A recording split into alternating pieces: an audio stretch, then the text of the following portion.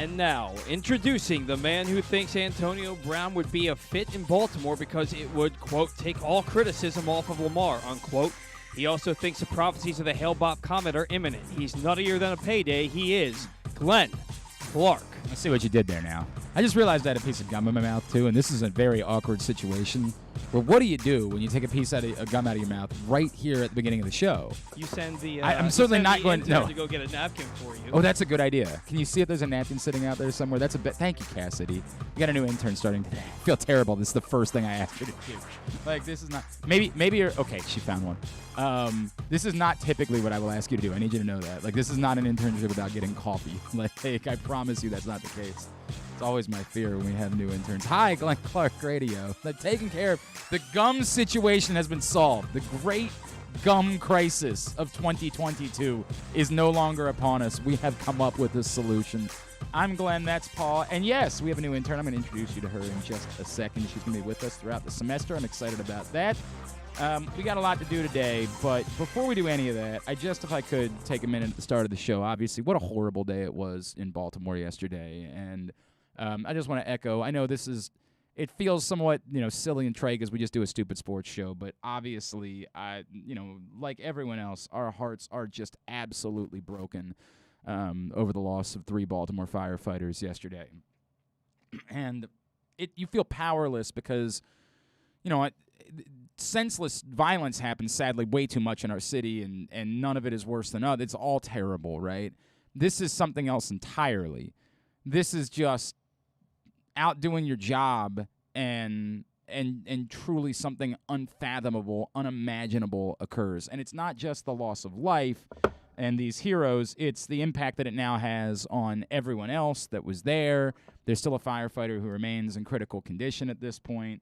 And I know what it means to the entire community. I mean, this is a very close-knit community of people. When I first started dating my wife, her roommate was a firefighter, and I ended up hanging out with them a lot and got to know a little bit more about their culture, and they are a different breed, man. They are just a different breed of folk. And so I know how much this impacts them and how much it truly, it's just devastating. It's unbelievably devastating. Mm-hmm. So our thoughts with those that knew Paul Buttram as well as Kelsey Sadler and Kenny Lacayo, and our most significant thoughts to everybody in the Baltimore fire community that was impacted by yesterday's tragedy. It's just an unthinkable moment that occurred in our city. And again, when something happens, you just want to blame people. And while, there will be investigations about the building and the history of the building and all those things,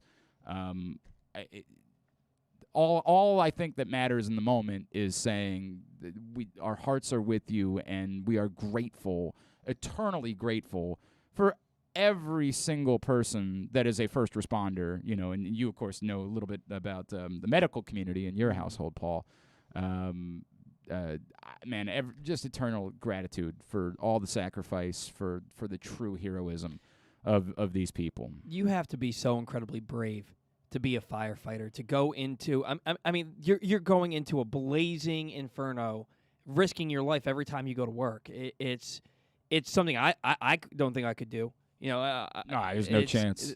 You have to be so incredibly brave. And I said there's no chance. At one point, I actually was signing up to become a volunteer firefighter, and I have a lot of regret in my.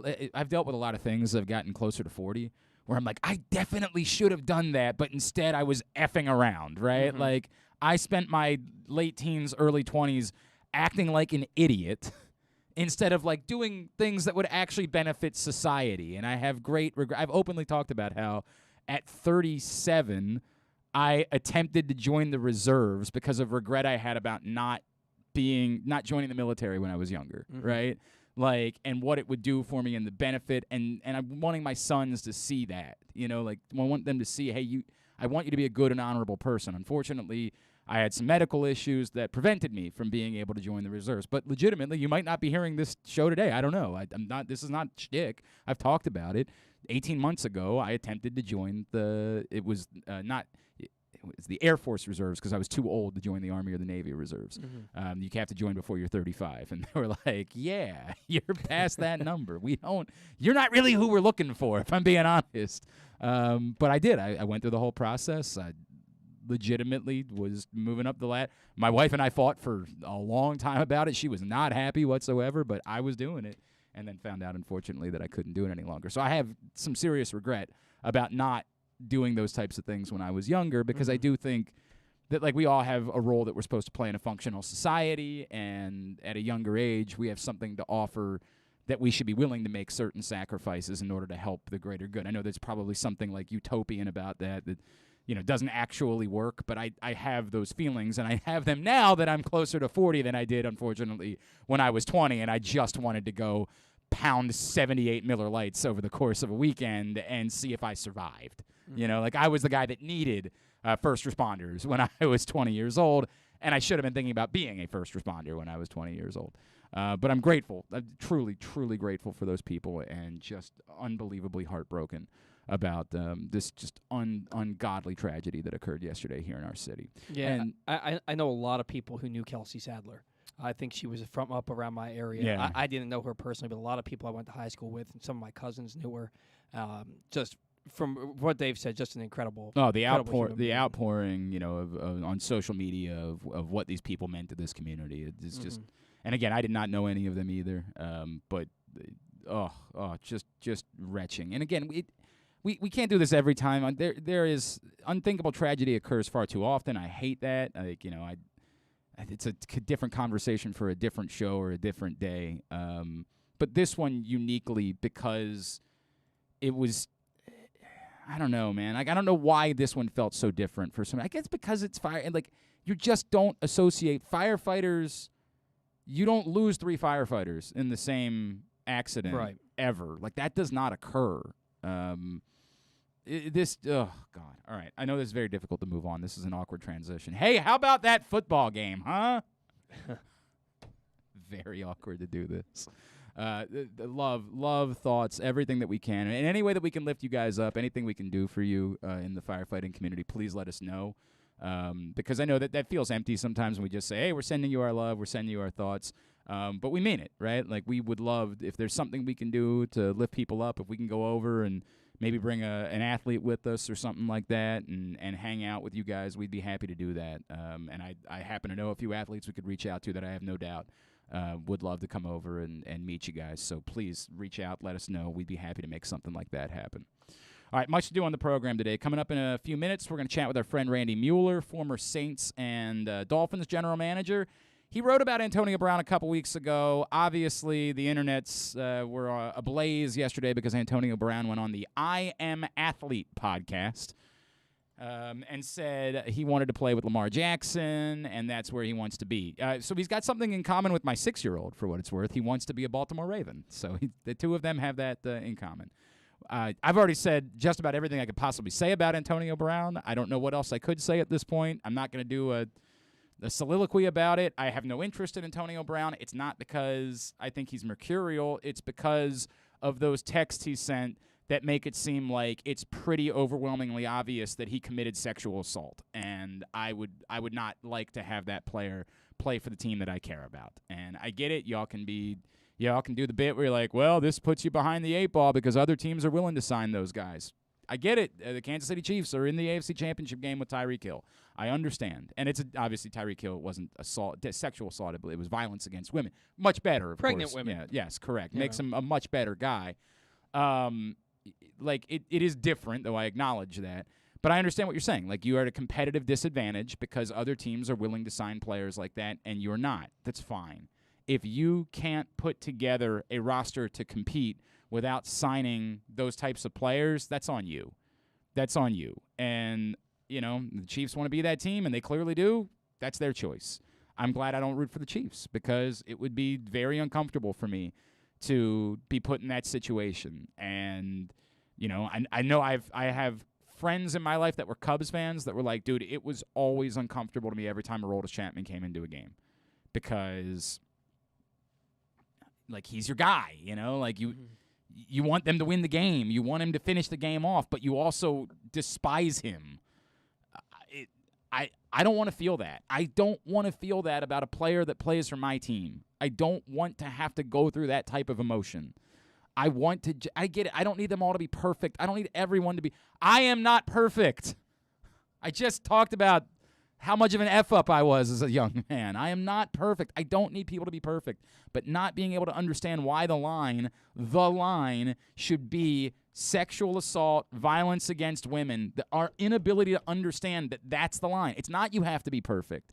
And when you remind, we've been through the Terrell Suggs conversation a million times. I get awkward talking about Terrell Suggs because I get it. Like, everybody deserves their day in court, if you will. When the evidence is, it's why the Antonio Brown thing is so difficult for me. He wrote those texts. Mm-hmm. That's from him.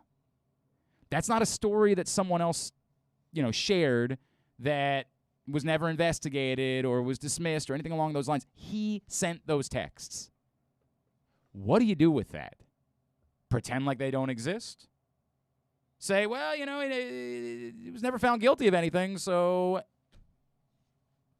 the NFL not is me. really Not me. NFL is really good at even if they punish a player, once the punishment is done and the players paid what they consider to be their dues, acting like it never happened. I mean, every Kansas City Chiefs broadcast, you hear him lauding Tyreek Hill like he's the greatest player in the game, and it's like, this dude beat up a pregnant woman. Like he's garbage. He's a piece of garbage. He shouldn't be on the field. It's, as I've said before, because people bring this up every time we have this conversation, it's not me saying people don't deserve second chances. Mm-hmm.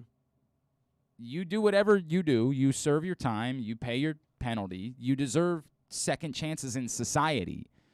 Those second chances don't have to come from the football team that I care about.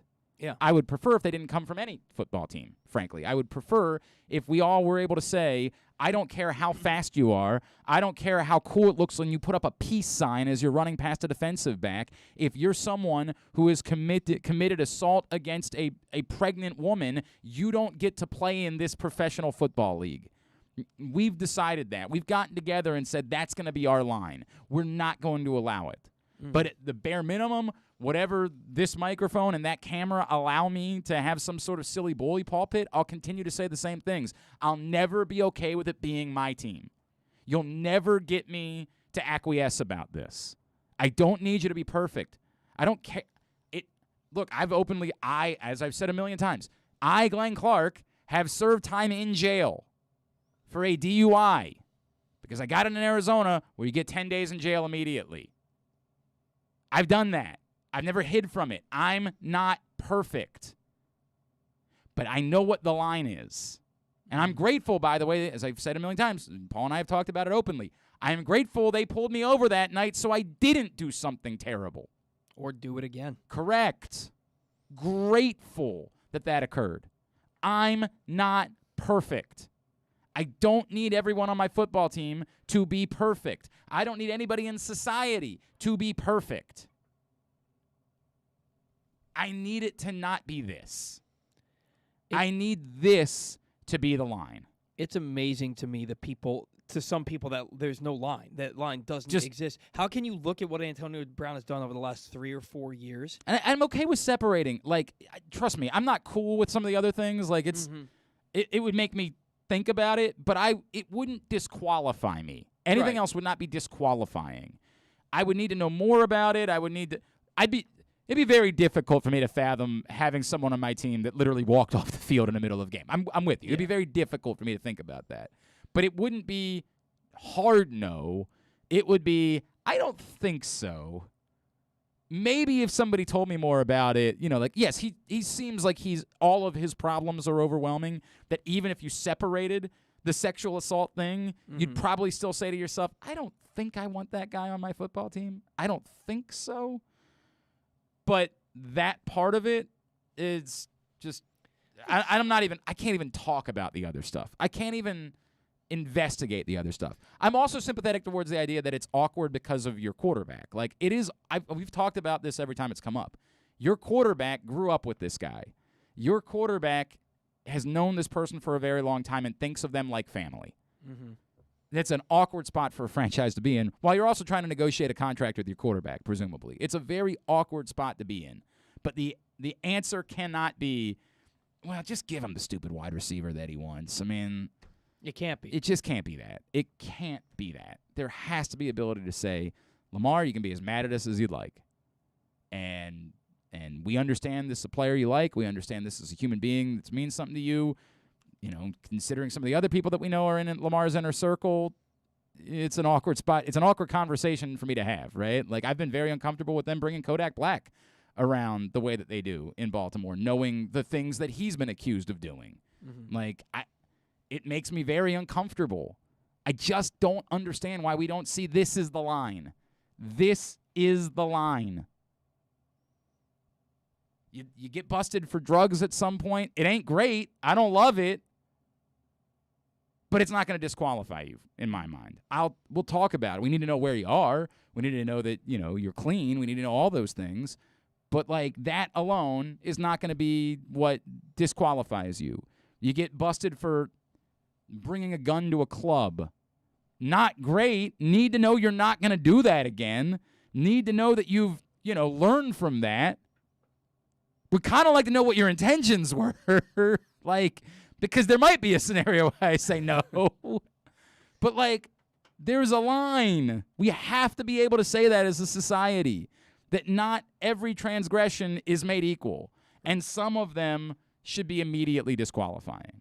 So I'm willing to talk about the awkwardness. And that's what we're going to do with Randy Mueller. It's awkward having this conversation about Antonio Brown because of Lamar Jackson's relationship with him. And I don't know as an organization, I don't know what that looks like. And I do want to get a GM's perspective because undoubtedly it's come up. But as far as I'm concerned, related to Antonio Brown, it's just not even worth the breath. Like, no is the answer. And it will continue to be no, and it will always be no, unless somehow we find out that those text messages were fabricated, unless there's some way to prove he didn't send them. The I blanked my blank on your blank, you know, that whole thing. Unless we can prove that, I'm forever. No, no, no, no, no.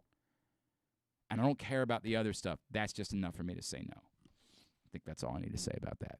I want to talk a little bit about the Baseball Hall of Fame announcement as the show goes on. Patrick Stevens is going to check in with us, as he does every Tuesday. We'll talk some Terps, talk some college hoops. And also later on in the program, Bo Smolka will join us. We'll talk to him about, I guess a little bit about this, but far more about the Ravens moving on from Wink Martindale as defensive coordinator and where they might go. Quickly first, and before we get to Randy Mueller, I want to introduce our new intern. Her name is Cassidy. Cassidy, you got to get right up on the microphone when we pull you up. How are you? I'm good. How are you? Cassidy Butler, who plays soccer at Stevenson. And I have called her games.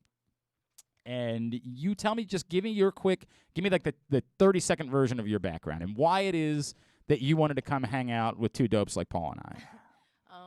Well, in the 30-second version, I grew up about everywhere, so I ended up having to make friends really quickly. Okay.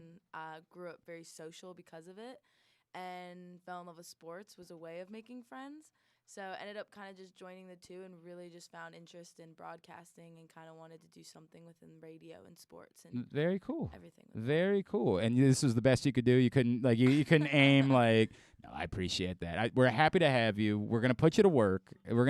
Cassidy is gonna be with us for the semester, so we're gonna get her involved with various things. We're gonna get her involved. We're gonna have the same way that like Lil Jordan has his own segment. We're gonna give Cassidy her own segment on days that she's here. She's going to sort of feel things out for the first week, and then she's going to get a little bit more involved with the show. You're a fan of finish sentence.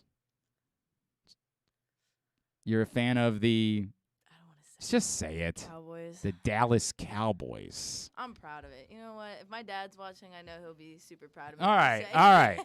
I was a Cowboys fan growing up. This is a whole different. Glenn gave me so much crap. This is a whole different. He didn't have a team, and they were on every week.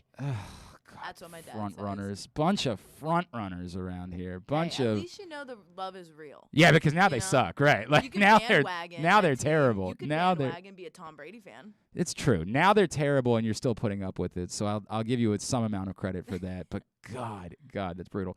Do you have a favorite baseball or basketball teams? I mean, Honestly, there's my new favorite one is the one that's it's a semi-pro, but it's in Oh. yeah, it's in Fredericksburg. It's a Oh, I didn't know anything about this. Yeah, it's a small chain link one. It's not like Oh, a okay. bigger one, but it's a farmers league. Oh, okay. baseball All right. team, All yeah. right. Well, that's neat. That's completely different. That's not what I expected at all. All right, Cassidy, we will look forward to having you involved with what we do throughout the course of the semester. It's good to have you here. People want to follow you on Twitter or Instagram. Are you on either one of those? I am on both. Okay, what's the handle? My Twitter is CassidyButler5, and then my Instagram is Cassidy_Elizabeth22. Very good. You can give her a follow there, and she's going to be hanging out with us throughout the course of the semester. Great to have you here, Cassidy. Looking forward to it. All right, today's show brought to you by Mobile One. Mobile One full synthetic motor oil helps extend engine life. Visit your local Jiffy Lube service center. Ask for Mobile One. Let's talk a little bit more about, the awkwardness of this conversation. This is someone we always go to for perspective because he knows a thing or two about a thing or two. Of course, having run a couple of teams, the Saints and the Dolphins. He is former NFL GM and our friend, Mr. Randy Mueller, and he's back with us now here on GCR. Randy, it's Glenn and Paul. It is always great to chat with you. Thank you so much for taking the time for us. Hey, my pleasure, guys. Good to be back with you. Randy, we're in an awkward spot in Baltimore. There's a bunch of stuff I want to cover with you, but the big news yesterday was Antonio Brown goes on this podcast and he says, I want to be a Raven. And that's not surprising because we've known about the relationship between Antonio Brown and Lamar Jackson for some time. Of course, his cousin, Hollywood Brown, is a Baltimore Raven. It makes all the sense in the world that Antonio Brown would campaign to be a Baltimore Raven. It makes far less sense to me as to why the Baltimore Ravens would have any interest in Antonio Brown. Let me start with that before we talk about the awkward part of it. Based on what I read at MuellerFootball.com a couple weeks ago, I'm just going to guess that if you were Eric DaCosta, you probably wouldn't be inclined to be poking around in terms of Antonio Brown.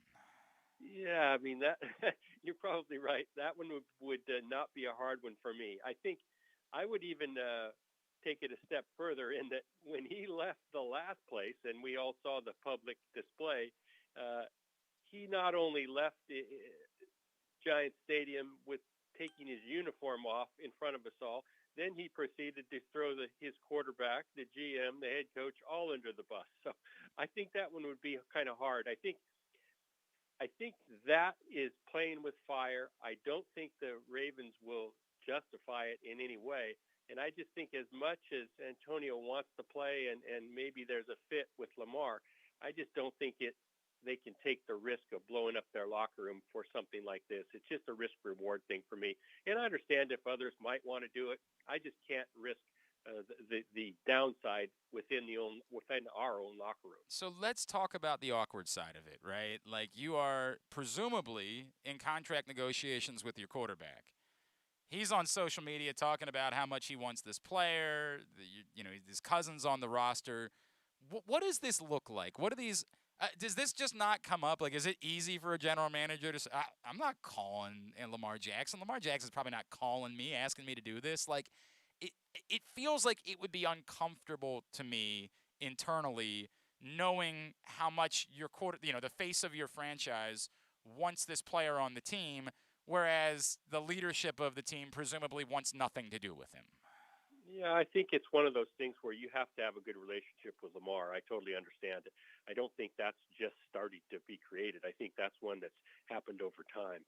I think that Lamar has to be respected. I think you have to hear what he says, and I think you have to take really it to heart. I also know what the rest of your locker room says, and that it may not be as simple as, hey, Lamar wants him, so we need to get him. So I just think, and I agree, the awkwardness of it might exist, but I think this is one of those that's got to be made above Lamar and at the top of the organizational chart. And it for me, and again, that's just me. For me, it's one that we just can't go down at this point. Randy, the reason why it would be an utter non-starter for me is because I read those texts that he sent to the alleged victim, and I have said over and over again, and maybe I had to learn from the Ray Rice situation. Like it will, for me personally, be a non-starter, anything related to sexual assault or violence against women. Like, it will just be a non-starter for me as far as a player that I would want on my team. Now, I get it. I'm not, believe it or not, Randy, they didn't hire me to run any football team anytime soon. Like, they're not doing that. So I certainly understand that other teams are taking advantage of that sort of competitive situation where, the Chiefs have had great success with Tyreek Hill, right? Like it has sort of changed the course of their franchise, taking a chance on a player like that. Is it a mistake from a competitive side? The Ravens appear to have distanced themselves in the aftermath of Ray Rice. They've appeared to sort of say, we're not going down that road.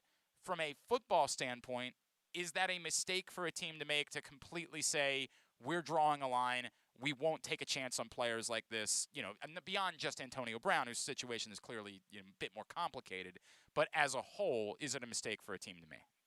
No, I do not think it's a mistake at all. I think we're charged with building a team, right? And that includes building a team on the field and one in our building. And I think the easy decision here is that, hey, this comes from ownership. This is really nothing the GM or the head coach can even get involved in.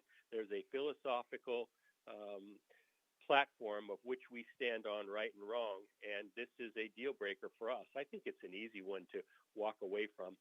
Some teams, some owners might be okay with it. I'm with you. There's just no way I could turn my cheek and not have this be part of our criteria for what we are and what we stand for. And I think that will probably be the end result for the Ravens. And I hope that's the case. Randy, I'm rooting for that personally, and I get it. Yeah. Like, it's another team's going to take a chance on a player that you're not, and that player might turn out to be really good. That's a problem that I'll deal with, right? Like, yeah, I'm okay with that, to be honest with you. I have no problem with that. I think we all, and we do this when we draft players. What's the difference? We have a column that says not for us, just doesn't fit. I think you can have that at the NFL level, and then when a player is a free agent as well, you can have a column that just says it doesn't fit and be willing to walk away from it. And if he goes somewhere else and leads them to a Super Bowl, so what? It's just not our philosophical, approach, and not the way we're going to do business. I love that. I love that thought process. All right, Randy Mueller is with us here on Glenn Clark Radio. Randy, as I said, this comes at a time where there's a general level of awkwardness because the Ravens are in this spot, and you and I have talked about the Lamar Jackson situation a number of times. I don't know. I was chatting last week with Andrew Brandt about this, and he was like, if they didn't get a deal done last year, I'm not sure why they're getting a deal done this year. Like, I don't know what forces that to happen this offseason.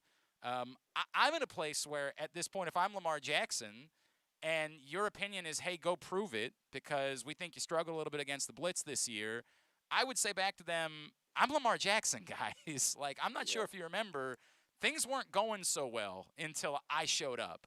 And if you think I need to go prove it, I'm going to say back to you, send me somewhere where they're ready to give me money right now. Go ahead and I just don't, I'm not messing around with my franchise quarterback and playing games. I get it. I wish he looked better in those 4 games against the blitz before he got hurt. Like, I certainly do. But it's not going to be what prevents me from doing this. Would you, as a GM, look at this situation and say, nah, we'd like you to go back out there for 1 more year, or would you be ready to try to get this done now in order to start making other decisions based around what the number will be for Lamar Jackson? Well, I'm kind of with you on the fact that I'm over the proving part. I don't think that we can prove anymore. I think we know exactly what Lamar is. I think what you see is what you get. And I've said when this whole saga started, I think it's more about a vision of what our offense is going to be and can we win with this type of offense. Let's set Lamar personally aside. I understand the pros and cons with him personally, but this is a business. And do we think offensively we can be what we want to be? We saw these teams last week. We saw what Pat Mahomes does. We saw what Josh Allen does. Is Lamar Jackson in that category? Probably not. But that doesn't mean we can't win with the system we're running. Then, to be fair, Lamar Jackson beat Patrick Mahomes earlier this season, right? Yeah, I understand. But again, it's I guess it's probably why Baskin-Robbins has 31 flavors, right? We all get to pick the one we like when we walk in the door. I'm just not, and again, I'm not picking a side here. I'm just saying, do we think our offense has vision, is sustainable, can advance in the passing game to where it needs to advance for us to win a Super Bowl? If the answer is no, then they probably got to look for options. The hard part for the Ravens is they've really painted themselves, and I don't know if you can paint yourself into a corner with a former MVP, but they don't have any other options. So this is their best option. I don't think drafting one and watching his projection and learning curve and that process take place makes much sense either. So unless they can find an option that's on the street somewhere, I think in the end they'll end up finding a way to pay Lamar Jackson. It's complicated. I'll be honest with you. There's some levels of comfort here that would make me nervous if I were the Ravens.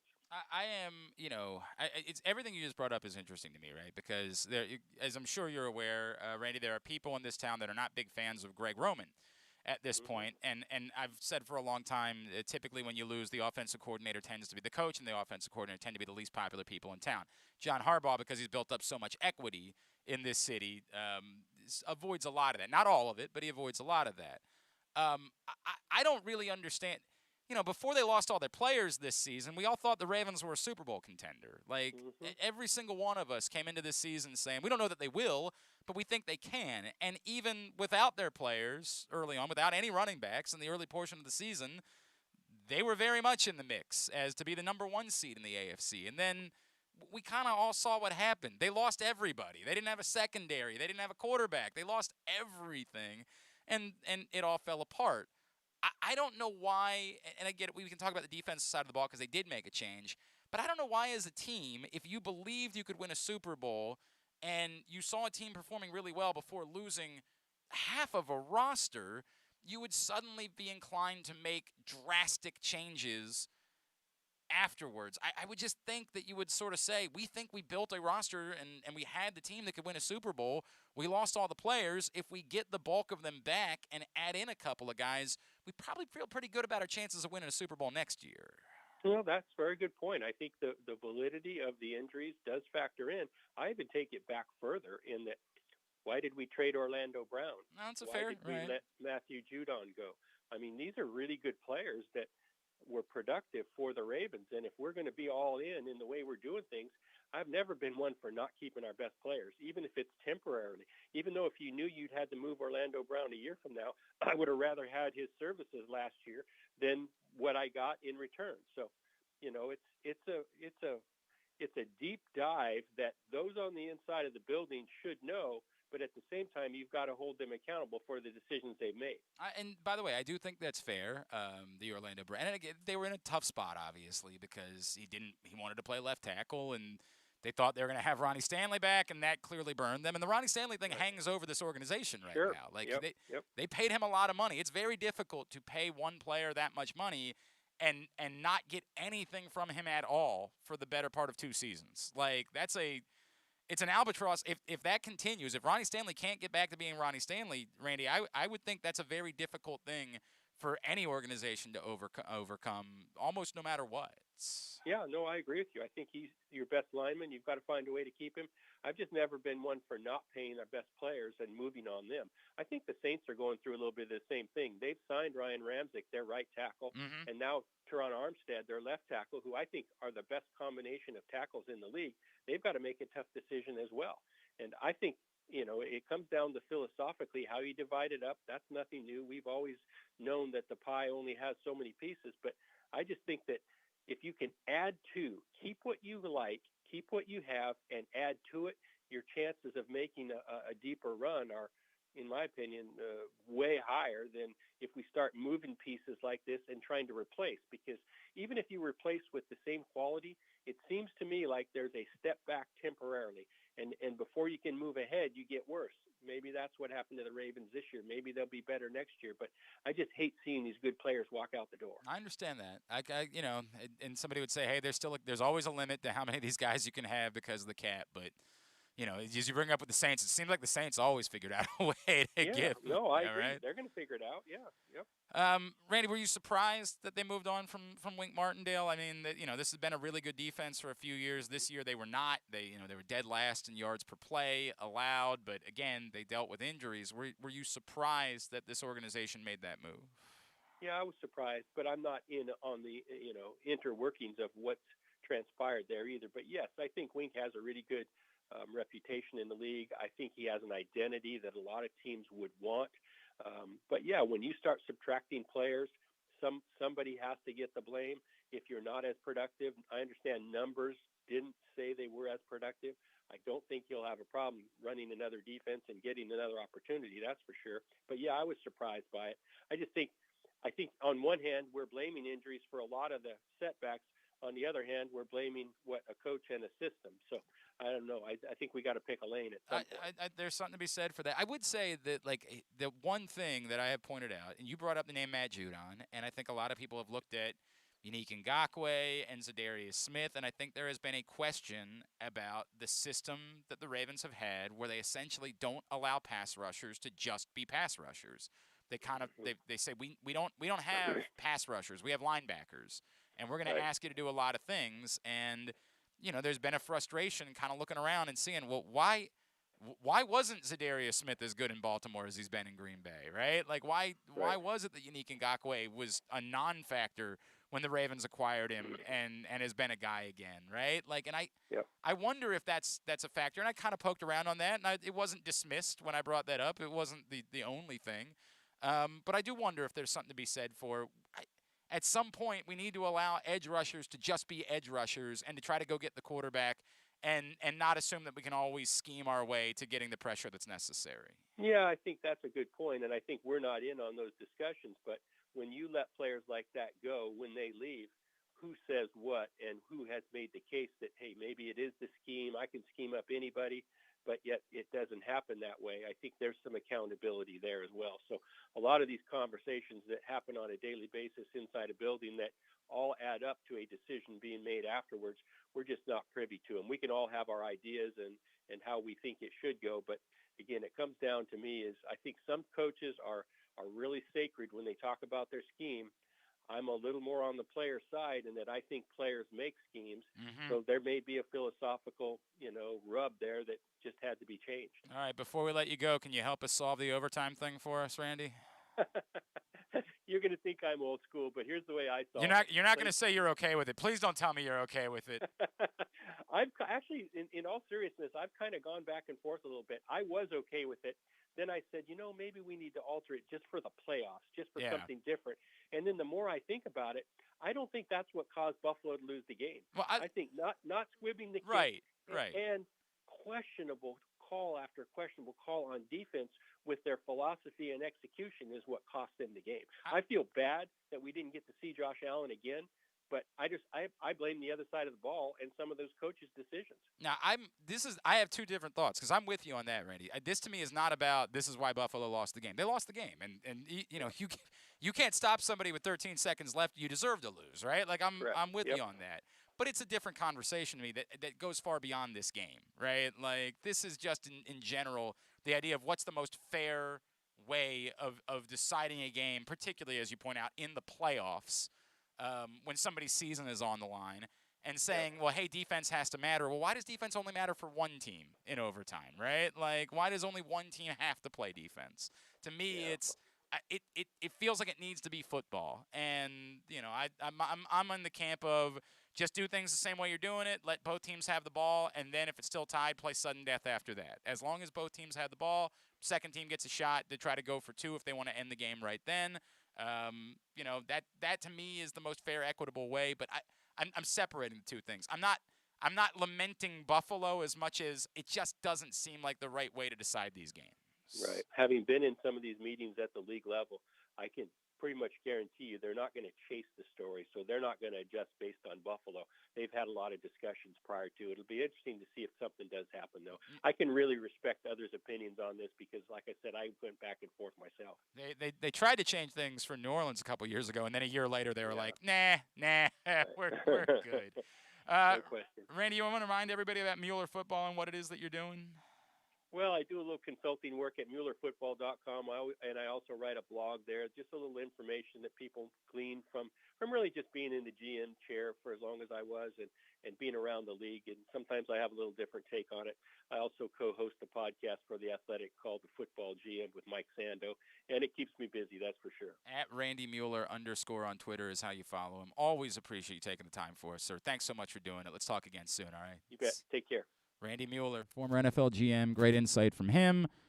We could not agree more about the line when it comes to players that are dealing with these situations. We could not agree less about the overtime thing. Fix it! Fix it! It's so infuriating to me. It's so all the hipsters. Ross Tucker sent out some tweet this morning that I was like, what are you even saying? Like, what? And this is why it won't get fixed, is because we just say stupid things for the sake of, I want to sound cool on Twitter. I want to be the guy that's not saying the same thing everybody else is saying. And because of that, there's not this common agreement to fix it, and it doesn't get fixed, and we still have to deal with being punched in the nads at the end of a classic football game. Ross Tucker this morning said, oh, God, I got to pull this up because he said, so let's say they change the overtime rule so that both teams get the ball because the coin toss shouldn't determine the outcome. Chiefs score a TD, the Bills score a TD, then the Chiefs score a TD, and the Chiefs win. What did we fix? It's such an intellectually dishonest argument because it's what I just said. The second team has the opportunity to say, we're just going to go for two and not let you get the ball back. We're going to try to end the game right here. And they get to make the choice. If they believe their defense can get a stop, then they can just kick an extra point and try to play on if they want. And if then they fail, that's on them. They made their choice. Not to mention, if both teams get a possession and both teams score a touchdown, how much time is left on the clock? Do you have time to get down the field and score another touchdown? So, well, at that point, it wouldn't have to be a touchdown. It could be a field goal. It could be whatever, right? I mean, obviously, they only need 13 seconds to get in the field goal range. Correct. But I mean, that doesn't happen every time. And there would be no tie in the playoffs. They'd they'd go to a second play overtime. on. Right, correct. It would just be sudden death. I don't know. It's just not hard. You keep hearing these fans. Well, I've heard them call on other sports shows and say, "Well, why don't each team gets the ball on the 20 with a minute of time?" I'm like, why are you trying to dummy this up? Like, each team gets a possession, and then it becomes sudden death. When we were talking to Bradley and Nikki yesterday, we were talking about like a shootout idea. I'm like, what are we doing? This isn't hard. What are we hard. doing? Cassidy, you're a soccer player. Penalty kick's an okay way to determine a game? Are you okay with penalty kicks being away? You guys make the conference championship game. It all comes down to penalty kicks. Is that all right? No. Okay. And that's a more normal version, right? Like, penalty kicks is an accepted concept. We determine major international competitions over penalty kicks. Italy won the Euro in penalty kicks, right? Like, and it still rubs soccer players the wrong way. What the F are we doing trying to come up with it? Just play football. It's not hard. We're trying so hard to solve a problem that barely needs to be solved. Do the exact same thing you're doing. Just don't let the game end after a touchdown. Everything else stays exactly the same. Mm-hmm. And if you're the team that wins the coin flip, you got to think about it. Because it's easy to say, well, you want the ball first because then you would get it third too, right? But maybe you'd rather get the ball second and say, I want to know what the first team did, and then I get to determine my own fate afterwards. Because the first team ain't going for two, because then if the second team scores and they didn't get their 2-point conversion, all they got to do is kick the extra point and win. Mm-hmm. So the second team would get to be the team that would say, we can go for the 2, and we can try to win the game on our own. So stupid. So stupid. I don't think that would happen very often, though. What? Go for 2? Go for 2. Oh, I disagree. I 100% think the Bills would have done that. Maybe in the regular, but in the playoffs? You think the Bills would have rather put their defense out for another drive at that point? Okay. No chance. Maybe not. No chance. But if they're against anybody other than the Chiefs. Well, it's a different scenario. You're not wrong about that. All right. Today's show also brought to you by Glory Days Grill. The seasonal menu is available at Glory Days Grill with the comfort food classics like the house-made meatloaf, the grilled meatloaf sandwich, the short rib grilled cheese sandwich, so much more. The smoky thigh wings. Oh, they're so good. GloryDaysGrill.com. Get your order in right now. We'll talk some college hoops, talk some Terps with Patrick Stevens next. Glenn Clark Radio.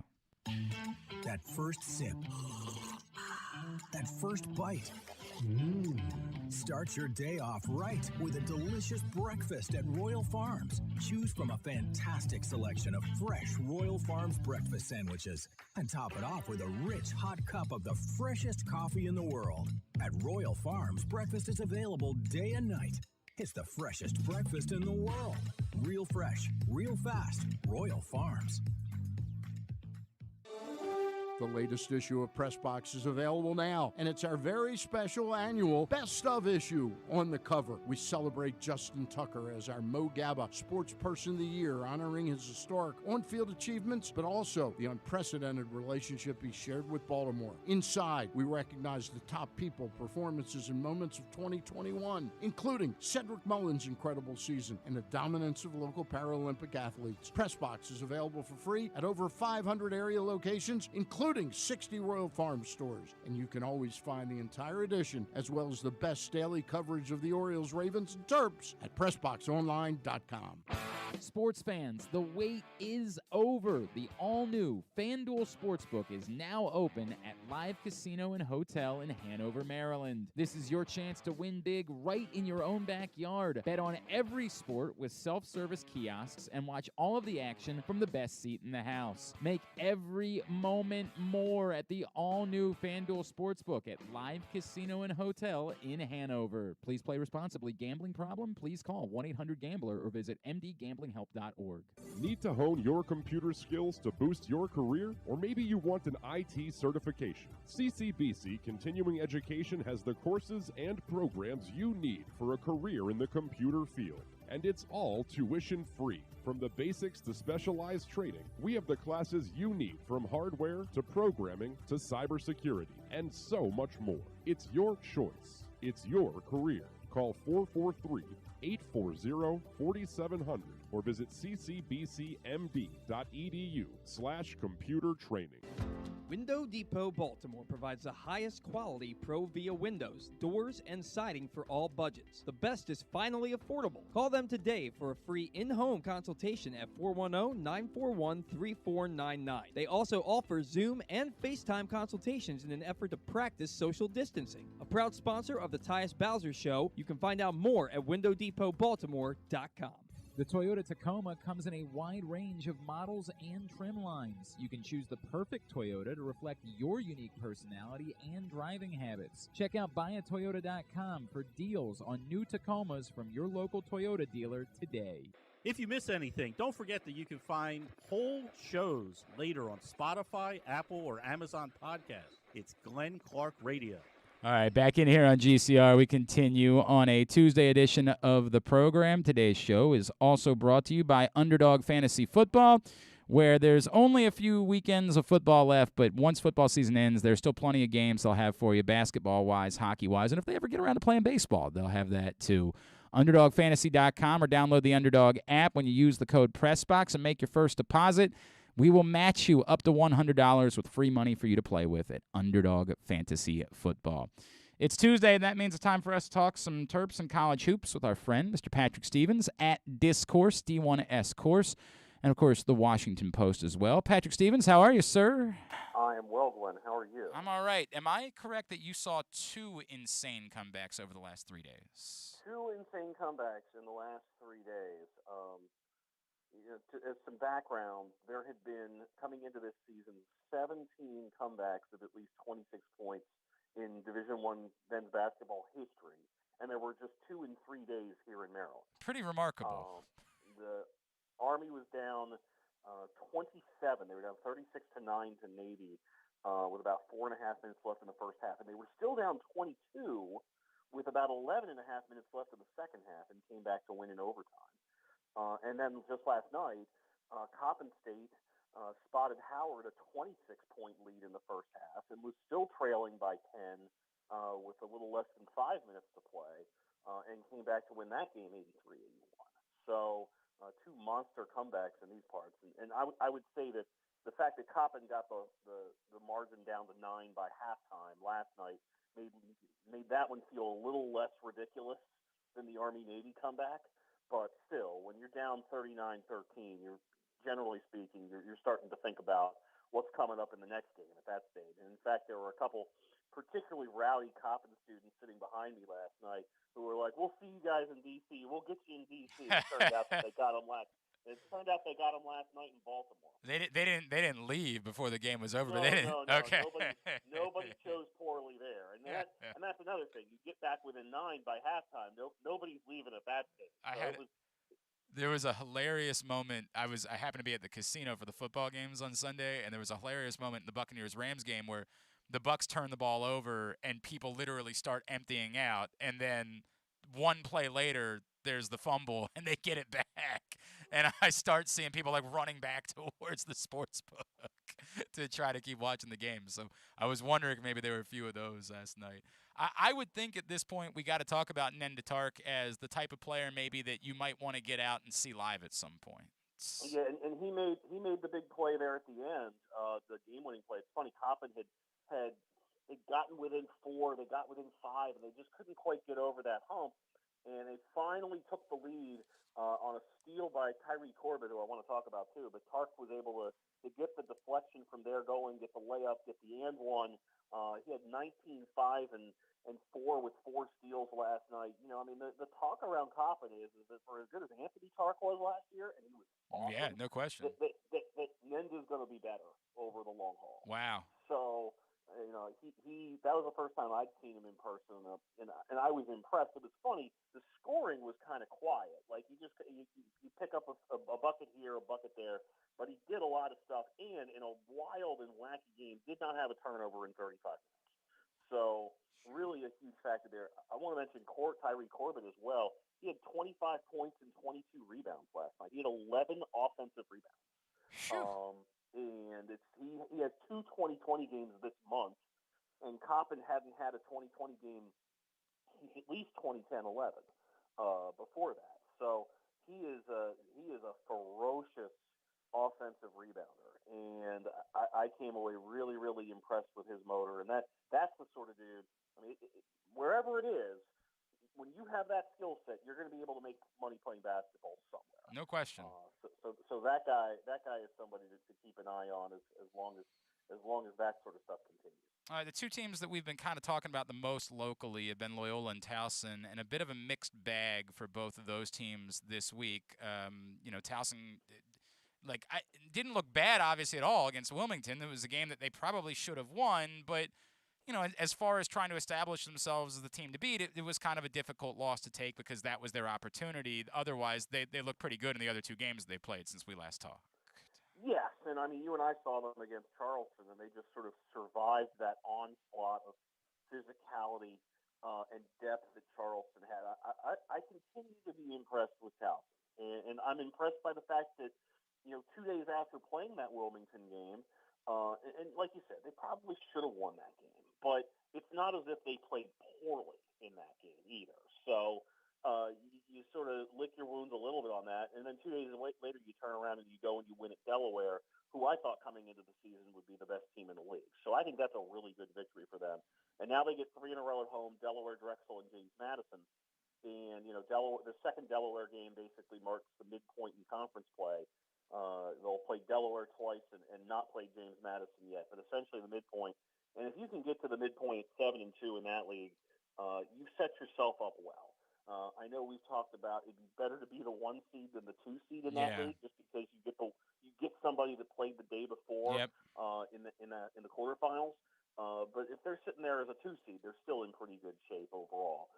So I'm looking forward to seeing them a couple times this week. And as for Loyola, they played 3 times since we last talked, and I would say that the bag has been much less mixed in their favor than it was for Towson. They just laid a complete egg against Boston University, went scoreless at one point for the final 12:29 of the first half, with more than 14 minutes overall. Came back to beat American and then lost up at Colgate, which is a tough place to go play, and didn't play a great second half up there. And so Loyola hits the midpoint of Patriot League play at 6-3. They've split with BU to this point. They have yet to play Navy. But, you know, you look at the losses. If somebody had said to you at the start of conference play, at the start of the month, that they'd be 6-3 and their losses were going to be at Army, at home to BU, and at Colgate, I'd have said that probably sounded about right. I would have guessed that maybe that one of those losses was instead up at BU the first time around, where they've never had any sort of success. But, you know, they sit here at 12-8, 6-3, and they're still inexperienced, a little erratic. But I think the schedule here starts to look a little bit more favorable as we go along. I think the next week when they play Army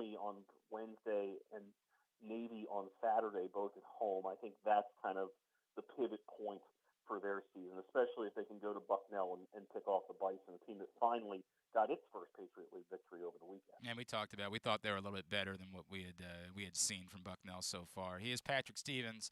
He's with us here on Glenn Clark Radio. Patrick is, Maryland got a win, and they beat Illinois. Of course, we all know the scenario. There was no Kofi Coburn, and that helps when you're going to be facing a team like Illinois.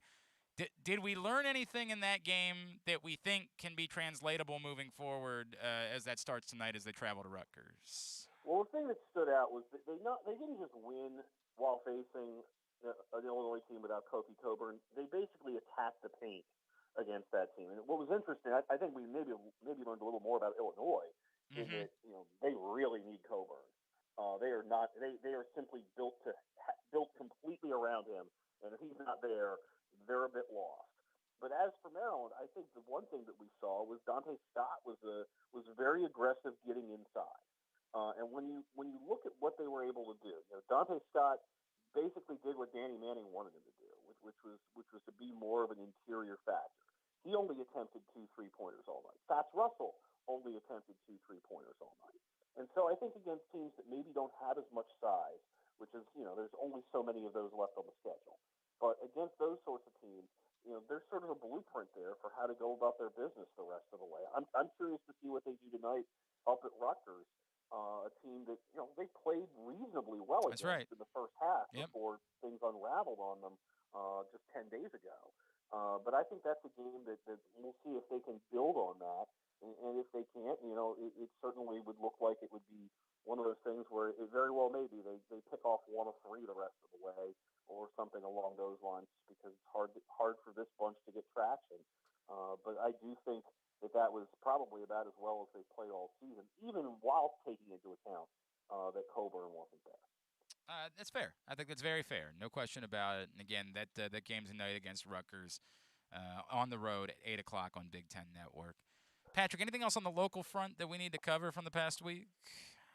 Gosh, I'm trying to think here. I mean, I got the chance to go catch Mount St. Mary's the other day. Okay. So we'll mention them. I don't think we've talked about them in a while. They've won 3 in a row now.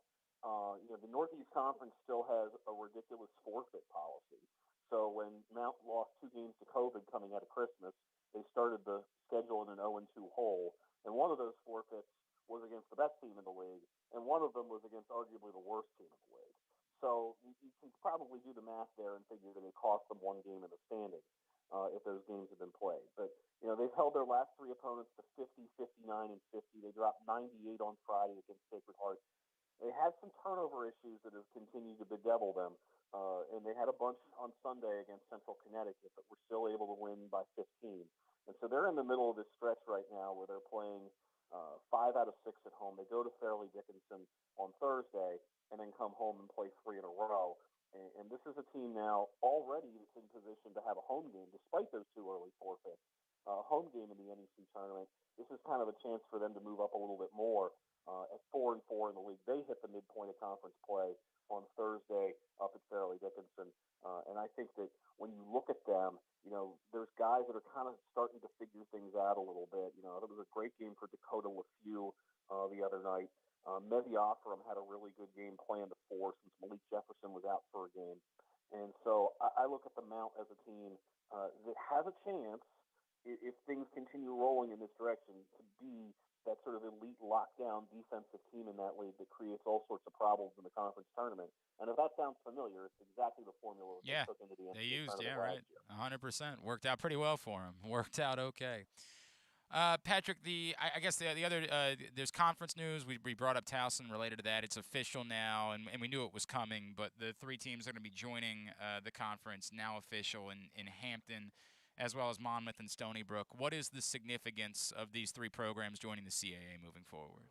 Well, I think the interesting part of this is that when you think about James Madison leaving, which is what sort of instigated looking around a little bit, getting back to 12 kind of gives you it certainly for the first thing it does is it protects you a little bit if you happen to lose anybody else.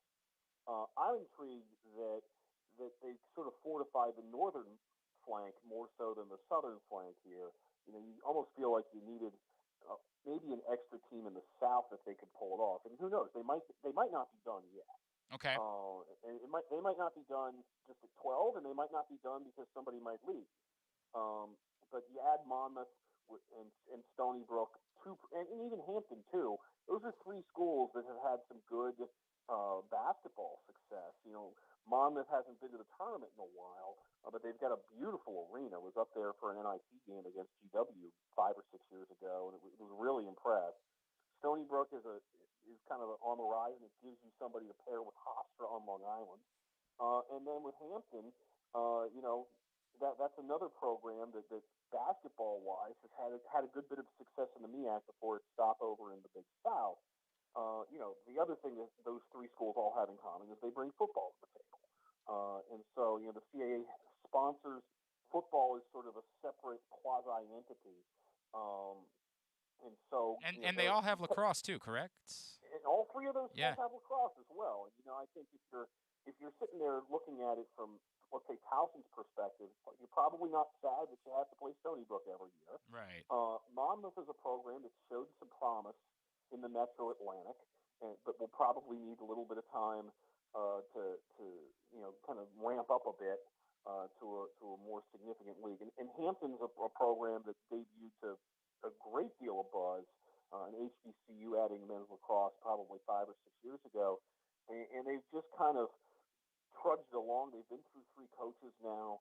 They didn't play a full Division I schedule until last year, I think it was, and so that's a program that obviously a school that needs to basically decide how invested it's going to be. I would say that having Chaz Woodson, the former Brown star, as a head coach is a good sign of investment. But this is something that clearly raises the bar for them more so than anything else. The other thing I'll point out is with those two, with Hampton leaving the Southern Conference and Stony Brook leaving the America East, you have a possibility of losing a couple automatic bids. And so there's sort of a trickle-down effect in men's lacrosse in particular. That's interesting. The SoCon's at 6. I'm trying to think here. I think the America East was at 7 or 8, and they're losing Hartford because they're moving down to D3. So maybe this puts them at 6 now instead, and if they're okay, I'm kind of losing track of that. But overall, those are things that you almost have to think about with those dominoes. It's like as soon as you fall below 6, you lose that automatic bid after a year. So. Okay, it's something to monitor, and obviously they'll have to make some choices and see if maybe there is further movement because this never seems to stop at any point. No, and chances are that there will probably be a little bit more movement. Normally the way it works. And there's a couple wild cards out there too that are schools that are like associate members of leagues but aren't full-time members. Like you think about St. Joe's, they're an A10 school, but they're in the NEC for men's lacrosse. Hobart is not a Division I school in any other sport but lacrosse. Right. They're in the NEC. So there's some sort of wiggle room to play with there, although I will say that Southern Conference is a little more vulnerable just because, first off, they kind of had a scramble, not to go too deep into the weeds. They sort of scrambled them and all these other Midwestern and Western schools into 2 separate leagues, kind of the Southern and the Atlantic Sun, to sort of create opportunities to get automatic bids for everybody. But now that's sort of they had 12 schools to play with. You need 12 to be able to do that to split those 2 into 2 sixes. So it's going to be interesting to see what happens on that front. But that's for another year. Yeah, sure. Right. Yeah, we can think about that then. All right, it's time for a game. Can Patrick Stevens name the MLB teams that this particular player played for? Patrick, I've been thinking about doing this for some time. So I should have warned you. I hope you're willing to have fun with this because I'm technically combining 2 players into one, and I think you'll understand why. Okay. These are 2 players that they both happened to share a name. One of them changed their name. Roberto Hernandez and Roberto Hernandez, one of which became Fausto Carmona. Now, I wanted to combine the 2 because, would you know, Fausto Carmona played for all of the teams. Hang on a second. All of the teams that Fausto Carmona played for, Roberto Hernandez also played for, except for 1. Okay, so we have 16 total. But it's really, in the end of the day, it ends up being 11 combined teams that these 2 pitchers pitched for. So Fausto Carmona, Roberto Hernandez, And the reliever, Roberto Hernandez, who I believe is most famous for breaking Cal Ripken's nose at the All-Star game in a photo shoot once. Yes, in 1996. Right, so, correct. So, which Roberto Hernandez, the original or the imitator, has the 6 teams? It's Fausto Carmona, who had 6 teams. And then on the other side, of course, 10 for Roberto Hernandez. But I'm saying let's just lump them all together and make it 11 teams for either Fausto Carmona or Roberto Hernandez. Well, we know Roberto Hernandez was a Chicago White Most Sox. certainly was, yes. Was Carmona as well? That was not there was no stop in Chicago for Fausto Carmona. Okay, so we have for Roberto Hernandez, he was definitely a Tampa Bay Devil Ray. As was Fausto Carmona, a Tampa Bay Devil Ray. I believe Roberto Hernandez made a stop in Cleveland. He most certainly did, and of course, as did Fausto Carmona. I am feeling like Philadelphia falls into this. Philadelphia for both of them, in fact. Okay. So I'm missing one Roberto Hernandez, one of the original Roberto Hernandez. No, the original, the reliever Roberto Hernandez was 10 teams. Was 10 teams. Yeah. Wow. So you've got 4 of those, and you've got 3 for Fausto Carmona. And 5 of Fausto Carmona's 6 stops were also stops for Roberto. Roberto This, by the way, right now has chased away anyone that was listening, because this has to be the most confusing concept. To begin with, when I was talking about Atlantic Sun before. Right, yeah, it was tough. It was tough to begin with. But we're going to ride it out anyway for the sake of the game. Okay. Seattle? Not Seattle for either one, believe it or not. Oh, okay. You know, I think there was a Rafael Carmona that played. That might be the answer. Mariners, That might be the answer. and I think, obviously, Felix Hernandez played for the Mariners. There you go. You kind of just put everything together. So Everything in the box. It's the dumbest. It's the dumbest thing I've ever done. This really is kind of ridiculous. I'm trying to think of there's a bunch of random small stops. Detroit, maybe? Not Detroit, no. Oh, I thought you were going to do better with some of these. Yeah, well, Roberto Hernandez, kind of, he has a bunch of short stops. It's incredibly short stops. I mean, unbelievable. It's just let's throw the Mets out. the Mets, yes, for Roberto Hernandez, correct, was a Met. Okay. Not Fausto Carmona, however. Not Fausto Carmona. Well, we need to get a few of these right, huh? How about, I'm trying to think of where Roberto popped up there. Were either of those dudes with the Rockies? Believe it or not, neither one was with the Rockies, which actually surprises me, if I'm being honest with you. Well, let's throw Boston out. I mean, that's the point where I'm going to start throwing up a standby. Yeah, right? but do that is what I'm going to encourage you to do. So Boston. Not Boston. It'll encourage me to use No, but it's the other. Oh, man. How about the Yankees? No, it's the one. The Dodgers. That's the one. You always guess the Dodgers. Both of them were Dodgers. Oh, man, I failed miserably. I think I have done my. Yeah, you've done your part. The reason I thought you would do better is there were Braves stops for both of them, and there was a Pirate stop for the reliever Roberto Hernandez. The Roberto Hernandez also had Kansas City, the Giants, and Fausto Carmona also had the Astros. So, look, man, I tried something there. It failed. It's on me. It's more on me than it is on you because I wanted to do something silly for a change. I thought that there would be something there. Instead, give me the 4 teams for Robin Ventura, and we'll wrap up. Oh, dear. Well, Robin Ventura was a White Sox. Yep. A Met. Yep. A Yankee. Yes. And, oh, boy. Oh, no. Oh, no. Yeah, I think we're going to fall short here. Oh, no. You're going to... The other Robin Ventura stop besides those 3? In 2003 and 2004, Robin Ventura finished his career. Oh, gosh. Where did Toronto, maybe? No! Oh, you're going to be so mad. It was the Dodgers. It was the Dodgers. It was the Dodgers. Of all the weeks for you to not just guess the Dodgers, of all the weeks. All right, where are you going to be this week? Well, I'm actually going up to Piscataway tonight. Oh, okay. For round 2 of Maryland and Rutgers. Tomorrow will be at George Mason hosting St. Bonaventure in an interesting A-10 game. Kim English's team has won 2 in a row now. Then Towson on Thursday. They have Delaware in for the second of 2. And then Saturday, Maryland has Indiana in. And then Sunday, George Washington has Fordham in. And then James Madison Towson on Monday. So a pretty packed schedule here heading into the next week. Yeah, weird bit where they're playing Towson and Delaware are playing back-to-back because they had to make the game up. So just sort of the way that it all worked out. All right, at Discourse, D1S Course on Twitter, the Washington Post as well to see his stuff. Patrick Stevens, appreciate you, my friend. We'll talk to you next Tuesday. Awesome. Take care, Glenn. Thanks, buddy. Patrick Stevens checking in with us on here at GCR. I thought there was something cheeky about doing Roberto Hernandez and Fausto Carmona at the same time.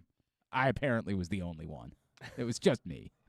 I thought it'd be silly. Like, they had the same name. It's cute. It didn't help that his cell service went out a little bit.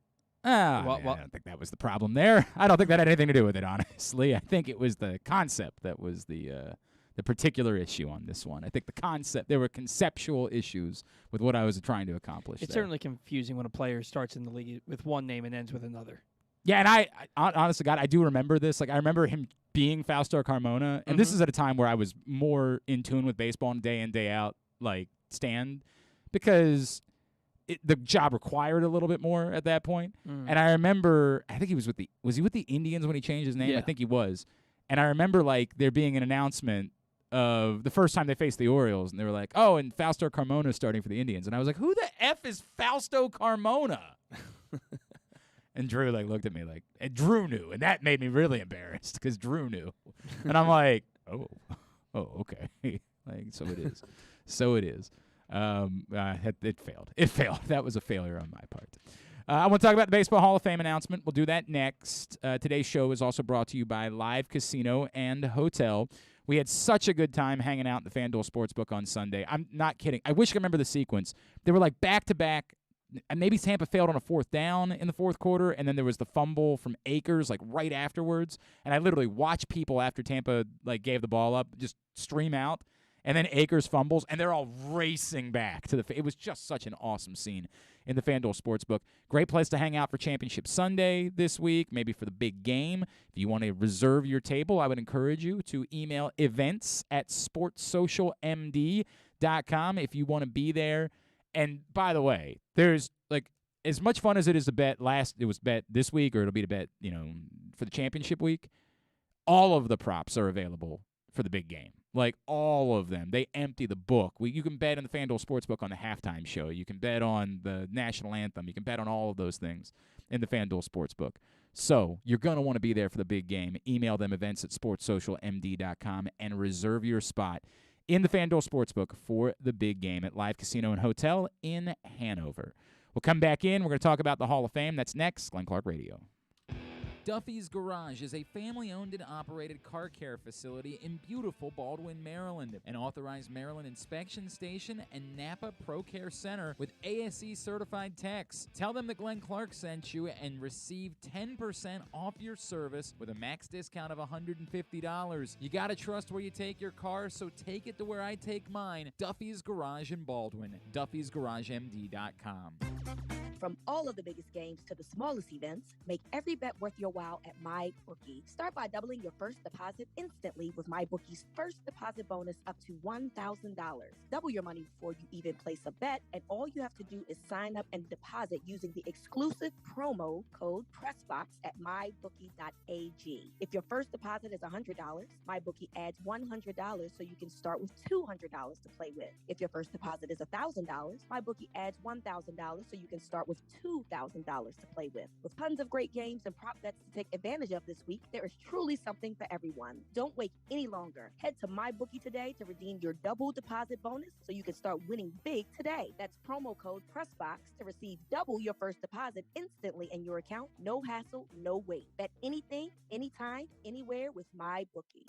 It's another cold winter here in Baltimore, but this time there's no hot stove to warm you up. Hi, I'm Paul Valley, and while there may be no activity in the world of baseball baseball. I'll still be here every week with my co-host Zach Goodman to give you all the latest in the CBA negotiations as teams look to get back on the field in time for spring training. You can watch us live every Saturday from 10 a.m. to noon at youtube.com/PressBoxOnline or Facebook.com/PressBoxSports and listen at PressBoxOnline.com/radio. So tune in every Saturday from 10 a.m. to noon for the latest in baseball coverage right here on the Bat Around.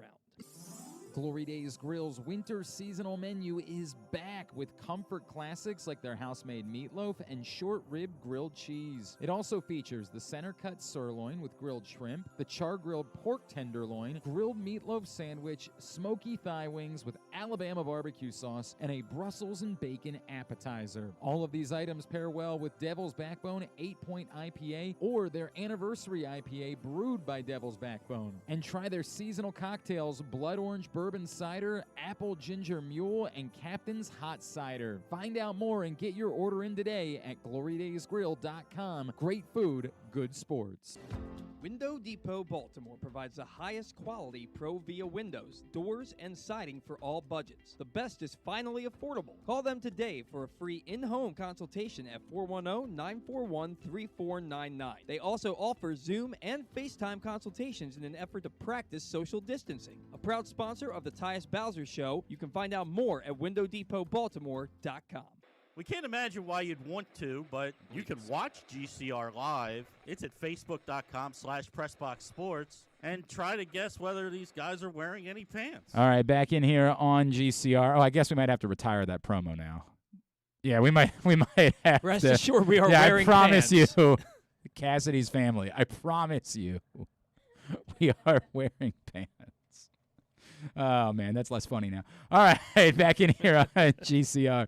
Today's show brought to you by CCBC. If you need to hone your computer skills to boost your career, or maybe you want an IT certification, CCBC Continuing Education has the courses and programs you need for a career in the computer field, and it's all tuition-free. From the basics to specialized training, we have the classes you need, from hardware to programming to cybersecurity, and so much more. It's your choice. It's your career. Call 443-840-4700 or visit ccbcmd.edu/computer training. But tomorrow, you don't know. Could be right back to not wearing pants. Yeah, totally possible. This is the first day. I promised. I've warned them. Correct. That was a promise that I made to Cassidy. I said, look, it's just the three of us, but this is a promise. Paul and I will wear pants. That was a solemn promise that I made as we would do this show. All right, let's talk about the Hall of Fame. The announcement is at 6 o'clock. They're doing like a 3-hour pregame show on the MLB Network because it's all they've had. Well, this is all they've had to talk about. Like for 2 months since the work stoppage began, they can't talk about any of the current players. They can't talk about any. All they've had to talk about on the MLB Network is the Hall of Fame announcement for 2 months. And what if nobody gets in? Oh, it's a 3-hour show for nothing. It's not Jeff Idelson anymore. There's a new Hall of Fame president. Is it Josh Rawitch, who used to be with the? No idea. I believe that's the new Hall of Fame president because Jeff Idelson stepped down. I want to say it really might be Josh Rawitch, who used to work out in Arizona with the Diamondbacks when I was out there. I want to double check on that. But oh no, apparently it's someone named Tim. No, I was right. It's Josh Rawitch. Josh Rawitch, who used to work for the Diamondbacks, is now the president of the Hall of Fame. So I assume he's the one that'll make the announcement. There's a very real chance. Chance. The guy will come up and be like, well, after 3 hours, the long-awaited announcement. Remember, because this has happened before, they still do the dumb bit. They still, he still walks out with, the stupid envelope and, opens it up and is like, nobody's in here. They still We'll see you for 3 hours next year. Correct. 100. And they got, an hour post-game show afterwards, too. It's a 4-hour program, and if I remember correctly, the actual announcement will be at 6 o'clock. 6 o'clock tonight for the Baseball Hall of Fame. The latest update from the BBHOF tracker is that they are at roughly 50% of ballots that are known. Roughly 50%. And at the moment, they have just ticked up to 49.5%.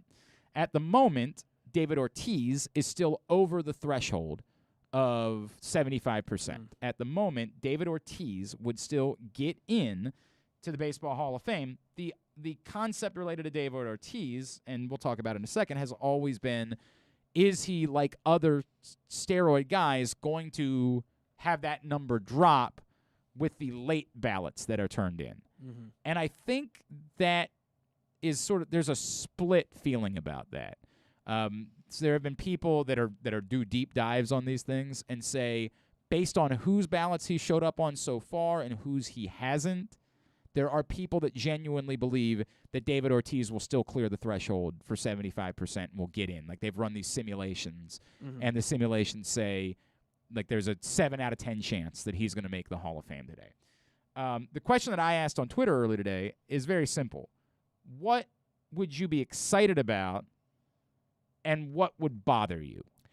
What would you say, I'd be excited if this plays out? Now, part of the problem is, at this point, we kind of know too much, right? Like, I think there are a lot of things that you'd be excited about, but, like, if you're someone who loves Scott Rowland, at this point, you know Scott Rowland's not getting in, right? Like, we know too much about this.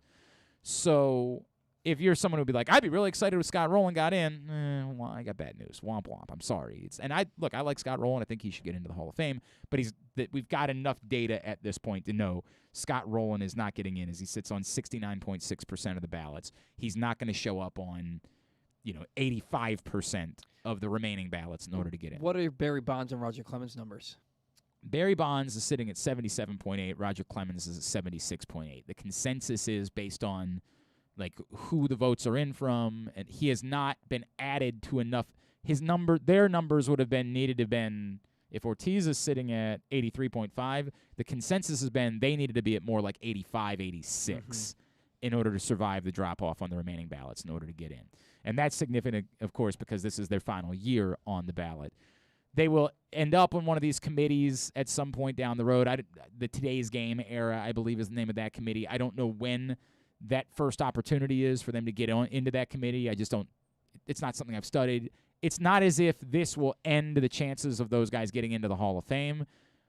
There will be other chances. I don't know how much their chances will improve on those committees, right? I just don't know enough about the makeup of those committees to understand who would be inclined to vote for Barry Bonds and who would not be inclined to vote for Barry Bonds. You bring that up because when I asked this question on Twitter earlier, among the responses that I got was from Eric Delinsky, who used to work at Mass, and I actually don't know what Eric's doing these days. I like Eric. He's a good guy. Said it would really bother me if Ortiz gets voted in, but Bonds and Clemens do not. Kurt Schilling getting in would bother me also. Lastly, in my opinion, Omar Vizquel should be in as well. I know and look, I'm definitely a guy that's willing to. I think I would have voted for Omar Vizquel if I had a vote, but he's on 10% of ballots. He's definitely not getting in. It would be criminal if David Ortiz gets into the Hall of Fame. Not only gets into the Hall of Fame, gets into the Hall of Fame on the first ballot, and Barry Bonds doesn't. Barry Bonds is one of the top 5 players who have ever played the game of baseball. He is the epitome of a 5-tool player. David Ortiz is a 1-tool player. It's a very good tool, but he's a 1-tool player. Barry Bonds is a 5-tool player who was a Hall of Famer before he supposedly started taking steroids. And you also have to think about the fact that he was the best of his era, and his era was the steroid era. So he was still the best in that era. Barry Bonds should have been in the Hall of Fame on the first ballot. 1. 2, if he doesn't get in and David Ortiz does, the whole thing's a joke. The whole thing's a joke. I'm going to read something because last night I was thinking about, I wish I would have thought of this ahead of time. Very late last night I was thinking to myself, we should try to find somebody who voted for Ortiz and didn't vote for Bonds, right? Like, I just want to find that person. And I did finally find someone, but I just realized, and it's actually someone I know, and I just didn't have his number handy to send to you, and I forgot about it this morning to say I needed to look for it. Dejan Kovacevic, who runs a website in Pittsburgh called DK Pittsburgh Sports, and he's been a long-time columnist and writer, and he wrote for the paper. I don't remember the name of the paper now.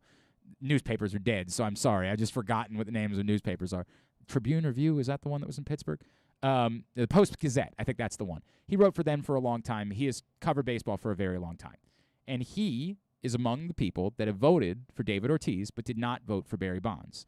I found the column that he wrote about his Hall of Fame vote, and I'm going to read from it, and just for the sake of the conversation, right?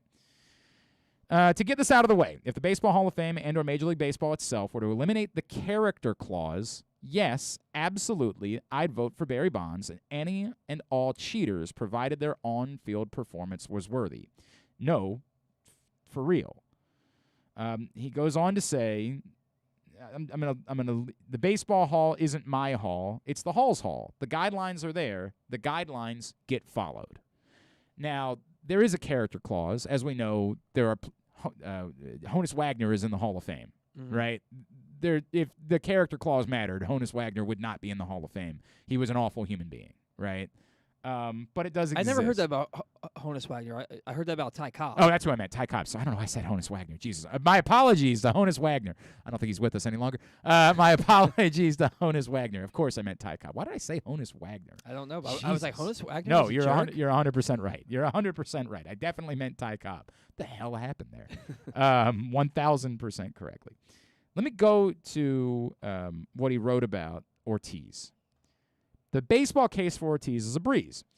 He's got a career 286, 385, 552 line, a 141 OPS plus, 2,472 hits, 541 home runs, 10 seasons of 100-plus RBIs, 10 All-Star appearances, 7 Silver Sluggers, and 5 occasions of finishing the top 5 American League MVP voting.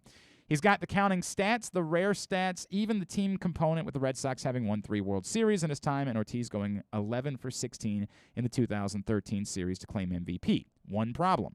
In 2009, the New York Times reported that Ortiz was one of 104 MLB players who turned up positive for PEDs during anonymous testing in 2003.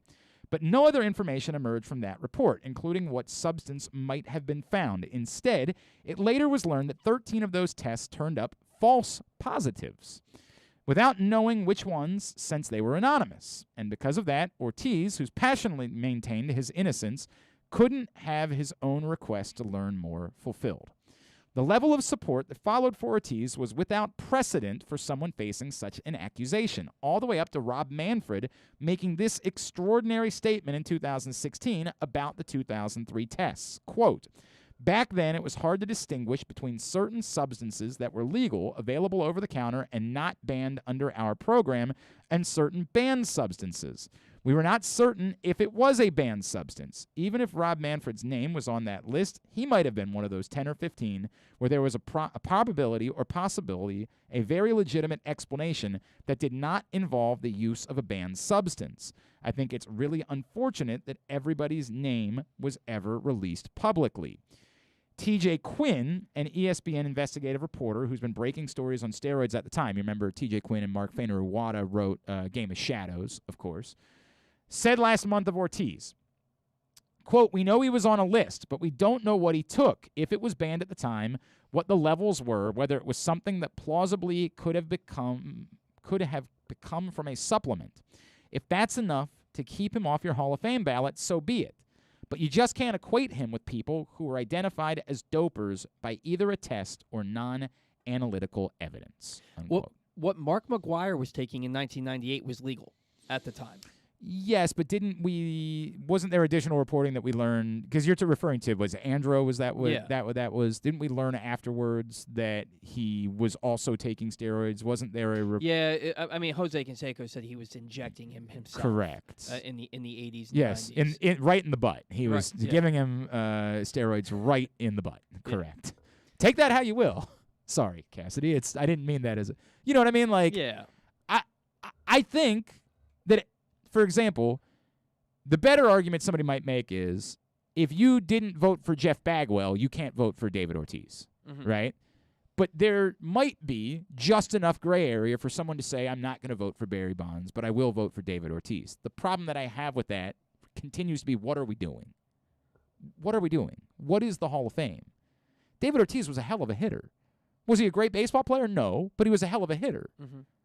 We all know David Ortiz was a nothing defensively. Was, when he played, no good, and then for the majority of his career didn't even bother playing. Couldn't run either. Correct. He offered nothing in that way. He was a one-trick pony. The steroid thing, even if you want to try to absolve David Ortiz, and if you're doing that based on the idea of we don't know that we have hard evidence, right? We think we might, but we don't know that. If that isn't enough for you to consider whether maybe the guy, as you point out, Barry Bonds, who we have hard evidence and hard reporting based on, but yet we know was a drastically better baseball player than David Ortiz. 7 MVPs. 7. But it's everything he was better at than David Ortiz. Everything. There is literally nothing that David Ortiz did as well as Barry Bonds. Nothing. Not one thing that David Ortiz did as well as Barry Bonds. That's where the issue comes back to. And to hide behind the character clause, to me, comes off as cowardly. I agree. It's cowardly to say, I'm going to use the character clause as the way that I don't vote for someone. Give my buddy Mike a call if you don't mind. I am with you, Eric, and I'm with everyone else who has that opinion. You want to vote for David Ortiz, vote for David Ortiz. There's absolutely an argument for David Ortiz as a Hall of Famer. I think the argument is closer to what? It's Mike.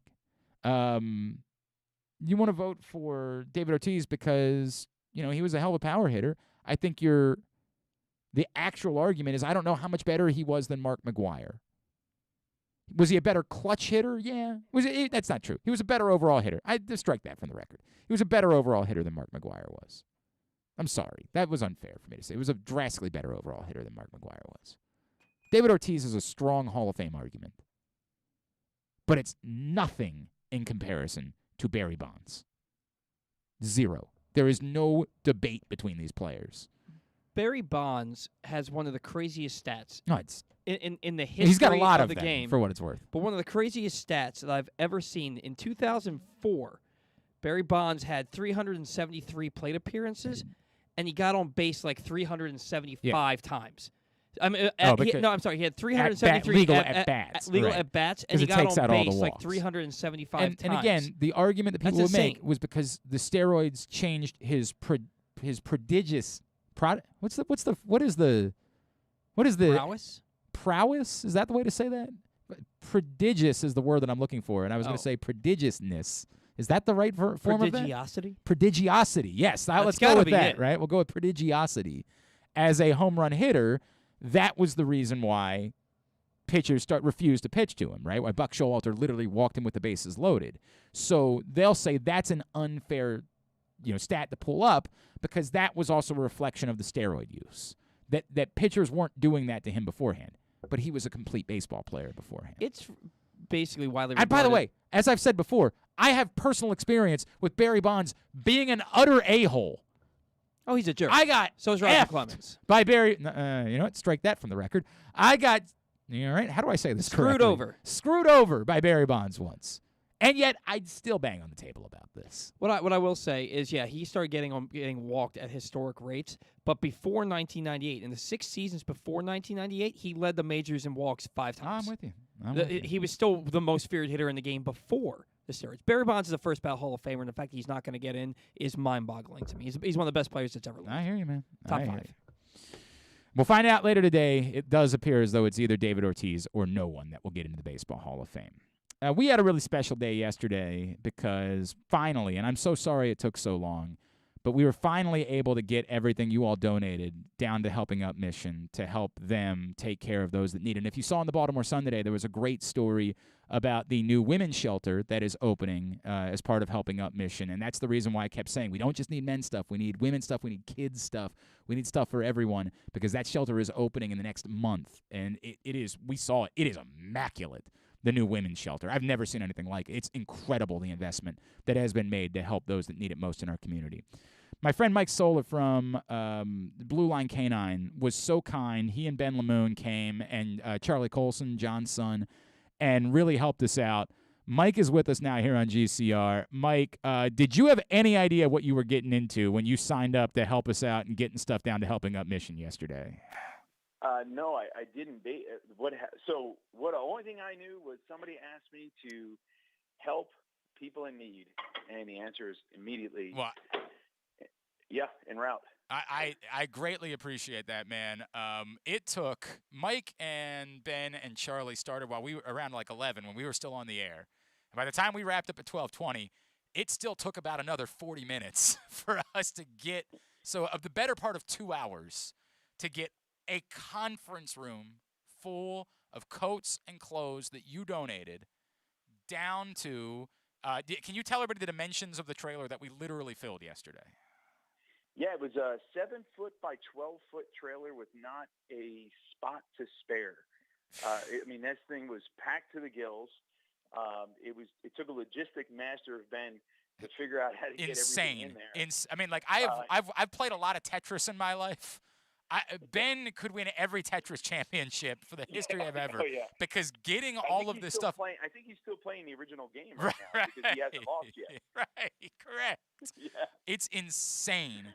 It filled literally to the point where there couldn't be somebody standing in the trailer to put the stuff in. It was utterly and completely filled with all the things that you donated. Oh, and by the way, Drew had filled another bus worth of stuff before all the stuff that you guys had brought to Glory Days Grill that night was still sitting there, and Drew had to get that down there yesterday on top of it. It's I mean, I couldn't even try. Mike, would you even have a guess to the number of items that we took down there to Helping Up Mission yesterday? Oh, I wouldn't even want to pose. I probably am going to go in thousands. I mean, not. I think it's possibly that it's over 10,000. I think it's possible that it's more like 20 to 30. I mean, it's insane what you all donated. It's incredible. I'm so grateful for it. Mike, you got to see the new women's shelter that's being built that we were just talking about. What an unbelievable facility that is. Like that. I mean, that looks like a hotel, man. Like, that legitimately looks incredible. What you guys did for Helping Up Mission, really overwhelming. Like, honest to God, overwhelming. The way that you guys change lives by donating your coats, your clothes, the people that need it most. Mike, you guys stepping up and getting involved. Tell people about Blue Line Canine, what it is that you guys do, and why this was something that you want to be involved with. Yeah, so Blue Line Canine is a in-home dog training company as well as location. We help people build relationships with their dogs. We also, work with behavioral dogs that are, struggling and aggressive, and we do our best to educate the owners and the dogs so that way they can have a happy, healthy life together. And with that being said, it's the same idea here. We want to be a part of our community. We want to give back. We want to see everybody on all levels, continue to succeed in their lives. So when you're down and out, we want to be there to help you get back up. So when like this opportunity came, it really just strings right with us, and it was an honor to be a part of it. Man, more than anything. I can't thank you enough. We love what you guys are all about. You can find out more Blue Line K9. That's with the number 9.com. BlueLineK9.com. You want to throw out a phone number as well, Mike? Yeah, our direct number would be 1-800-266-2365. Again, it's 1-800-266-2365. And, if you guys are looking to build that bond with your relationships with your dogs and be a part of your community, we're the ones that give a call to. It's an incredible thing, man, and it's such an incredible thing what you did yesterday. I am so grateful to you, to Ben, to Charlie, and to everyone in the community who stepped up and donated. I was joking with you guys that I thought we didn't have enough, right? Like, I was like, we should do another event. And then when I saw everything, I said, oh, my God. It was almost to the point where it was going to become a logistical problem for everybody at Helping Up Mission to intake everything that you guys donated. But you have changed lives, and you have improved our community. So thank you to you guys. And, Mike, a major thank you to you, man. Seriously, a huge stepping up, not even knowing what you were getting into, just saying, if I can help people, I'm going to be there to do it. I can't put into words. You took out hours of your day yesterday and your business to do something like that, and it means the world to me that you would step up and do that, dude. Well, you're very welcome, and like I said, it was an honor to be a part of it, and I'm privileged to have the opportunity to even be asked. So it's an honor. Well, we're going to be in touch more, and we're going to be talking about you guys, and we're going to be looking forward to partnering up. And now that we know you're in for it, we're going to make it an annual thing. We're going to make it something that you guys are a part of moving forward. Mike Solar, thank you so much for taking a couple of minutes this morning, and more than anything, thank you for helping us out and helping Up Mission. You're very welcome. Thank you. Mike Solar, Blue Line K9, checking in with us this morning. You guys, I've never seen anything like this. We've been doing this, Drew and I, for over a decade now. This is insane. This is insane what you guys did. I'm speechless. I mean, I'm truly speechless. We used that conference room for that basketball preview. Yeah. I couldn't believe we ever got in that room. Based on all the clothes that were in there, all the jackets and whatnot. We hadn't even started at that point. I know. We hadn't even started. I just didn't have content. And looking at it, I was like, there's a lot of stuff, but it's not that. Like, I literally was saying to myself, if we can't get a trailer, we could probably just make a couple trips. It would have taken 50 trips, at least, with cars to get down there. I mean, insane. Thank you. Bless you all for for everything that you did for our community. I have had people that have reached out and said, I didn't get it in time. Can I still got stuff for you? The answer is yes. I'm there once a month helping out at Helping Up Mission, and if you want to stop by the studio or tell me to come meet you, I'll come get stuff from you, and I'll take it there myself during the course of the year. I'm happy to do that. Anything we can do to lift up those that need it most in our community, I will do everything I need to do. I will come out. I will pick it up from you, however we can go about doing it. But I am always able to take stuff for you down to Helping Up Mission. They constantly are in the need of clothes.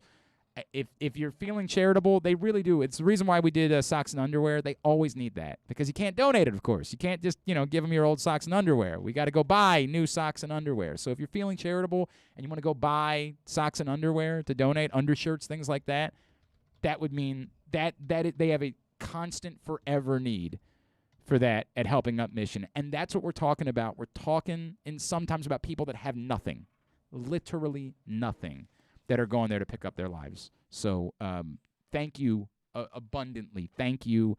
Thank you to Mike Solar, Ben Lamoon, the folks at Blue Line Canine, Charlie Colson, who was helping us out. John Colson didn't help yesterday, but has helped us out a lot during the process. Thank you, thank you, thank you, all of you. It just truly was overwhelming to see that yesterday. Today's show brought to you by your local Toyota dealer and buyatoyota.com. Whether your focus is luxury and comfort, convenience and technologically advanced connectivity, or sporty performance and aggressive styling, we've got the perfect Highlander for you. Find out more by going to buyatoyota.com. You can find out deals on new Highlanders from your local Toyota dealer today. Let's talk a little bit more Ravens. Bo Smolka, PressBox Ravens beat writer, is with us now here on GCR. Bo Smolka, good morning, sir. How are you, my friend? Good. I'm good, thank you. Bo, you wrote about, of course, in the aftermath of Sunday night, everybody's been talking about the overtime thing. You reminded everyone about a proposal the Ravens made. I referenced it briefly in a column yesterday. I think this is insane. Like, this suggestion, while unique and cheeky and clever, absolutely in no ways addresses the actual problem that people have, which is the need for both teams to see the ball in overtime. In the Ravens' proposal, which, while, again, is interesting, right? You got to make a decision of some sort. It still creates the scenario where if the first team goes and scores, the game's over. I just don't think anybody in the public is going to be all right with that. You are correct. So it is the Harbaugh method, and it's not just Harbaugh. The Ravens propose it. He actually it's called spot and choose. And you probably brought it up, but yeah, so one team that wins the coin flip would dictate the line of scrimmage to spot the ball to begin overtime. And the other team would then get to decide whether to play offense or to play defense from that spot. And John Harbaugh is, they mentioned it's like the old scenario of two kids splitting a cookie, and the first kid breaks it, and the second kid gets the choice of which one he wants. So when the first kid, knowing that, is going to make sure he breaks that really close as half as he can.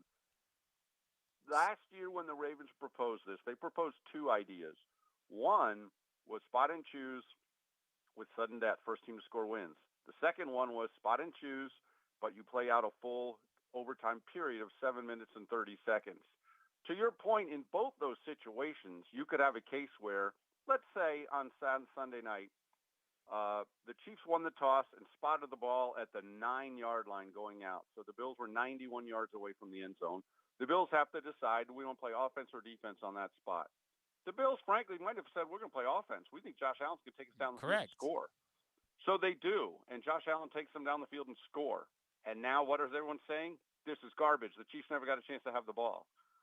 And even if you do it with the spot and choose 7 minute 30 second overtime, the Ravens have run drives of that long. And it's possible a team would have the ball, stay starting at their own, 14-yard line. You could easily have a team possess the ball the entire length of time, and then here comes Justin Tucker to kick a 31-yard field goal at the end of the 7:30. The Ravens win by 3, and what's everyone saying? The other team get a chance to have the ball. Yep. So I think that is the critical issue here is, for the most part, it seems there's a drumbeat for both teams to have a chance to possess the ball. The John Harbaugh spot and choose method does not guarantee that, as you said. It seems the college method is the way that both teams will possess the ball. Whether you want to say, all right, we're going to give each team a chance to have the ball starting at midfield even, and not just at the 25. There are other ways you could do that, but I think the drumbeat seems to be somehow let's come up with a system that allows both teams to possess the ball. And let's face it, other people will say, look, the Bills had a chance. All they had to do was stop them. First of all, I had to stop them in 13 seconds and maybe not kick it deep. Correct. That's a whole other issue. Yeah, yes. But all the Bills have to do is stop them on defense. And people will say that. But the argument clearly at this point, more and more seems to be both teams need to have a chance to touch the ball. And look, I think there's two separate things, right? Because I think there are people that believe we're saying this is the only reason why the Bills lost the game. No, that's not it at all. They 100%, Bo. Like 13 seconds left, you can't keep a team from kicking a field goal. You deserve to lose the game, frankly, right? But it's the idea of fairness. And when you say, hey, all you got to do is stop them, well, why does the other team not? Why is it that only one team has to make a stop and the other team doesn't? When people try to say that, well, defense matters, right? But only to one team. Like only the team that happened to get the luck of the way that a coin flipped is the only team to whom defense matters. That's the problem with the argument and why it comes off as intellectually dishonest. You're not saying defense matters. You're saying defense matters for 50% of the teams that are involved in the game. I was going to say, it didn't matter to the Chiefs in overtime. Correct. The defense didn't matter at all. They didn't have to. So that's that part of the argument falls flat. Yes, you're right. The Bills lost, and they deserve to lose based on what the rules are. A lot of us think the rules can be better than that, and it's not the best way to go about determining a winner when the game, particularly, and I've listened to the argument that you don't need to have the same, overtime rules in the regular season as you do in the playoffs. And I'll listen to that 100%. The playoffs, when we're trying to decide a champion, it seems as though we would try to do something that's the most fair for determining a winner in these games. And really, Bo, I don't understand at all why the answer isn't just, and this is what I wrote about, play it the exact same way that you're playing it. Just don't let a team win if they score a touchdown on the first drive. Do everything else the exact same way. If they score a touchdown, go let the other team have the ball. If the game's still tied, play sudden death from there. It's the same thing you're doing. You're just adding in, you're taking away, and as the rule is written, you're taking away the part where there's an exception for if a team scores a touchdown. That's it. You're just saying, you go do whatever you're going to do, then the other team gets the ball. If at the end of that it's still tied, we play sudden death from there. And that's the way that it goes. Well, you know what's going to happen then. Someone's going to say, wait, then the Chiefs went down and scored. The Chiefs had two possessions, Bills only had one. But, Bo, the Bills had the opportunity to go for two if they would have liked, right? Like, they got to make the choice. If they trusted their defense to go back out there, that's on them, right? Like, if they don't trust their defense, then you get to go for two and try to control it and end the game right there if you so choose. To me, that's the definition of fair. It's the definition of you're the team. You get to make the decision as to which you're going to be able to do better. We, of course, know what John Harbaugh would do in that situation if that were the case. And if you're the Bills, I would probably think they would have done if that was the scenario, my gut would tell me the Chiefs go score a touchdown, the Bills match it, then they go for two and decide to win the game right there. And if they don't, that's on them. They failed, right? Like, to me, that it's utterly and completely fair to do it that way. We'll see. I hear you, and that's clearly the argument. I like the idea of I do like the idea of both teams having possession. I wouldn't mind having to start at midfield and not just get the ball and automatically be in field goal range. And have the team have to earn something. Correct. I will say I don't like the idea of different rules for the playoffs and the regular season. I'm totally on board with discussing the argument, but those regular season games are going to dictate playoff seeding and so forth. And so I think I would prefer that the rules, whatever they are, uniform, be the same. Yeah, I probably would too, for what it's worth, Bo. I probably would line up with that. All right. Now, that all aside, because that debate is going to continue to rage on. The Ravens are in the market for a defensive coordinator. One, your surprise, if any, about the decision to move on from Wink Martindale, and the fact that we're seeing that they are interested in outside candidates, which typically has not been the case when the Ravens have been in the market for a defensive coordinator over the years. That is correct. My level of surprise, I was moderately surprised. I just thought that everything that happened with this team this year, that Wink Martindale, look, I know they finished last in passing. They had one of the worst defensive teams they've ever had statistically. But he also was dealing without Marcus Peters and for most of the year Deshaun Elliott and for most of the year Marlon Humphrey and all year Derek Wolfe and all year L.J. Thornton. So he had a very shorthanded – he was basically playing with half a deck of cards for most of the year.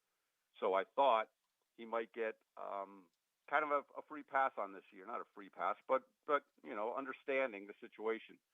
having thought of it a little more, there were signs that maybe things weren't all that well. And I keep going back to that game at Pittsburgh. And John Harbaugh said after the game, he made a comment to the extent of, well, if you run cover zero enough times, you're going to get burned or something like that. And it was, to me, it was kind of subtle, but it was also one of the first times I can remember what sounded like kind of a rebuke of his staff, which he rarely does. It was so unusual because he just doesn't do it. Right. But it seemed he was not happy with the setup there. And then, of course, there was the cover zero blitz when Chris Westry got burned in Chicago, and they scrambled to win that game. And afterwards they said, well, we're better off letting them score there or having them score quickly there. And I understand what he's saying there as well. But so then you start thinking about it. And then, of course, there was the situation where Wink said Joe Burrow doesn't need to have a gold jacket yet, and that got the Bengals all fired up. And he probably didn't appreciate Wink is giving the Bengals bulletin board fodder. I don't think any coaching change is being made because of a comment that ends up in Cincinnati bulletin board or whatever. I just think there was something there that they decided we're at a point where we need to move on. I've heard reports that there was also, Wink Martindale was going into the last year of his contract, whether he wanted an extension and the Ravens weren't willing to do that, and whether that came to a head over it, that could have also been a factor.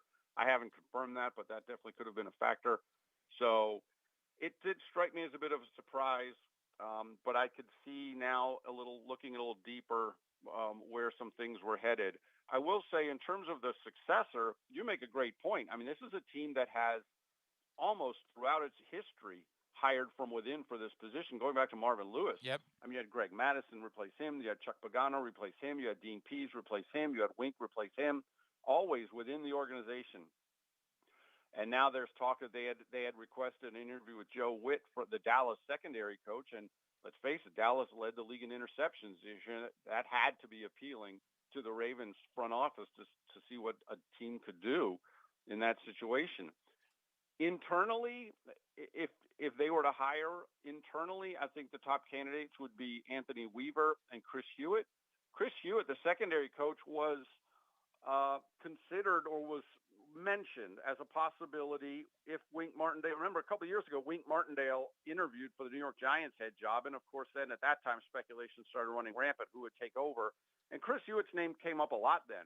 Now, Anthony Weaver wasn't here at the time. Anthony Weaver, defensive line coach, played here a bit, was a defensive coordinator in Houston, so he's got that experience. It might be awkward if Weaver would get the job, and it would appear to be a jump over the line over Hewitt. I will say, honestly, I don't think Hewitt's stock improved this year with the way this secondary played. It was a mess, but it wasn't all his fault. They had backups of backups playing significantly, Right. so that was difficult to assess. But I think if they were to go outside the organization, and another name that comes up is Mike McDonald, who was here and then went to Jim Harbaugh's staff at the University of Michigan, highly regarded young coach.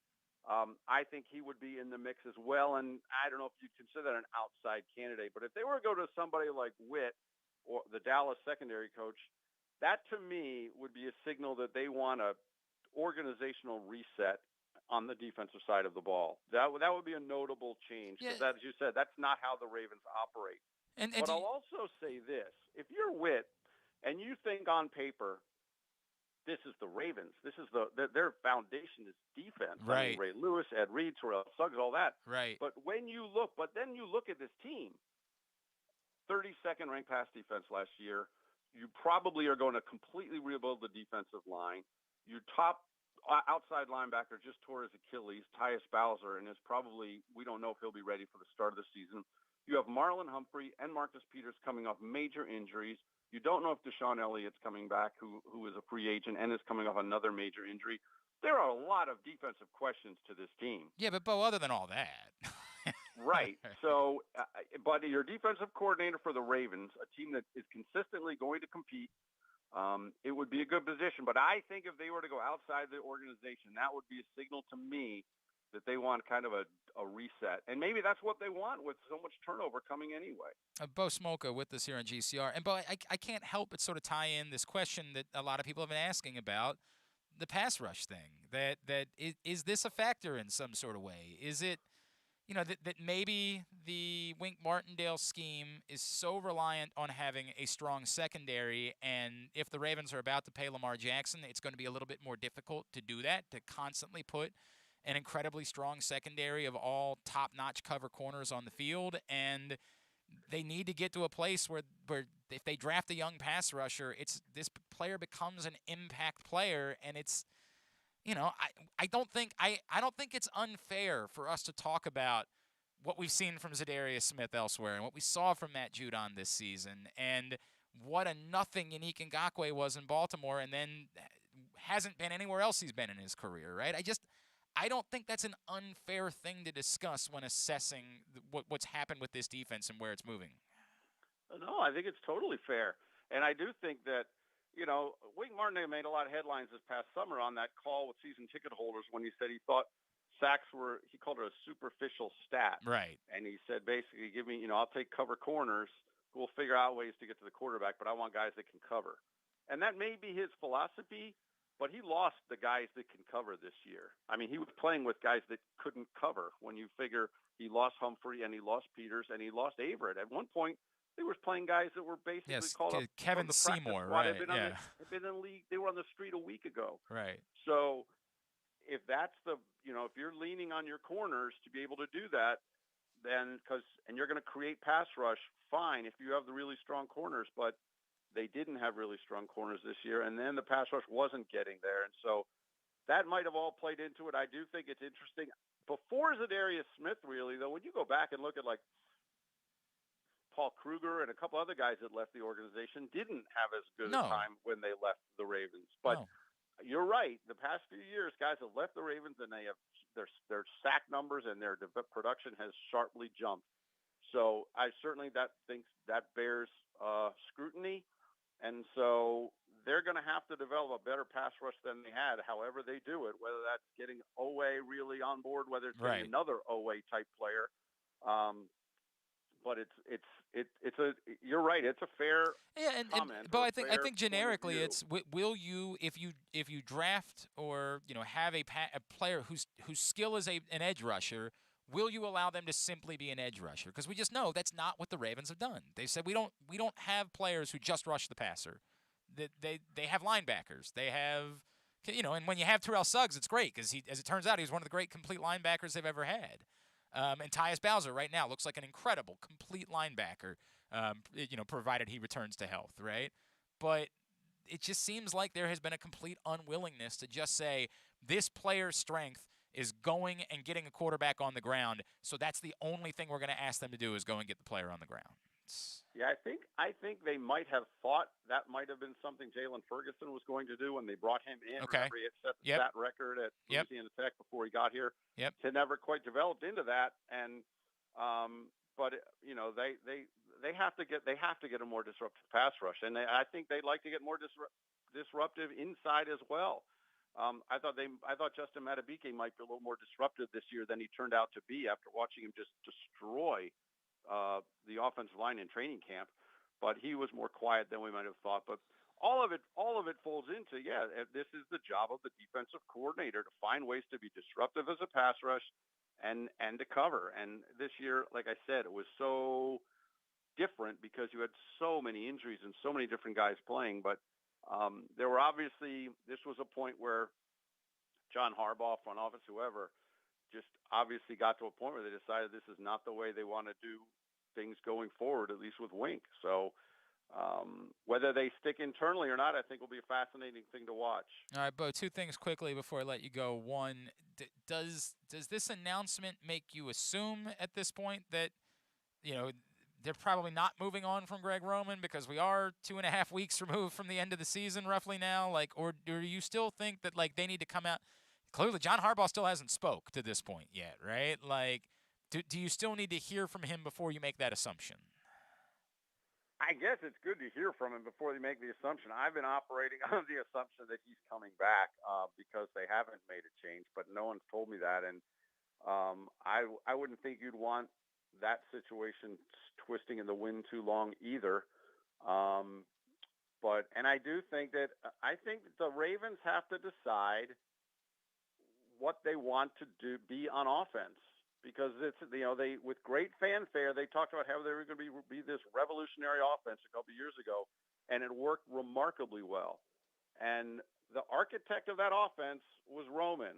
I mean, detractors can say what they want, but the bottom line is that offense that they want to be so revolutionary and that basically rolled them to a 14-2 record. The architect of that offense was Roman. Now, can it sustain? Is it different than it was then? Do they still want to be that? If they still want to be that, then I think Roman's their guy. If they want to be different from that, if they want to become more of a passing team, if they want to make Lamar Jackson and make Rashad Bateman, Marquise Brown, and Mark Andrews, they want to make them the centerpieces, then maybe that's a different coordinator to be there. So like I said, I think the fundamental question is, what do they want to be on offense? You and I have agreed about that, and again, it's if they want to do that, then it's not going to be with Greg Roman because that's just not what he does, right? But if this is who they want to be, there's not anybody that does it better than Greg Roman. So I do think it simply comes down to that. And then, Bo, do you have any interest in saying anything at all about Antonio Brown? I can't believe we're here again is what I would say about that. Yeah. We were here all last spring talking about this. We must have asked John Harbaugh about this, I don't know, 15 times. When Lamar Jackson spoke, he was asked about it. When Marquise Brown spoke, he was asked about it. I can't believe we're here again. And I'm not interested in talking about it, right. But I guess we have to talk about it. I don't know that we have to either, Bo, because so he wants to play for the Ravens. So does my 6-year-old, for the record. Right. He wants. I mean, yeah, he can want all he wants, I guess is what I would say. Yeah. But I'll leave it at that. That's sort of where I am at this point, Bo. It's sort of where I am. All right, at @Smolka on Twitter. That's how you follow him. PressBoxOnline.com is where you see his stuff. Are you guys going to keep doing the podcast during the offseason? Yes, we are. In fact, Daniel Wilcox and I, it's on the Believe Podcast Network, BLEAV. In fact, we just recorded one this morning that'll be up later today about the wink change, and also he had some really good ideas about overtime. So we hashed out the old overtime rules as well. All right, you'll be able to check that out on the Believe Network too. Bo Smolka, we will check in as throughout the offseason as news warrants. Appreciate you taking the time for us as always, my friend. All right, thank you, Glenn. Take care. Bo Smolka, PressBox Ravens beat writer, checking in with us here on GCR. Winding down hour number 2 of the show today. If you missed it last night, Stan the Fan Charles and Ross Grimsley caught up with Don Stanhouse. You can find that show right now. Facebook.com/PressBoxSports. Click on the videos tab or go to PressBoxOnline.com/video. When we come back in, we'll get a tidbit. We'll get Tubular to wind down for a a Tuesday edition.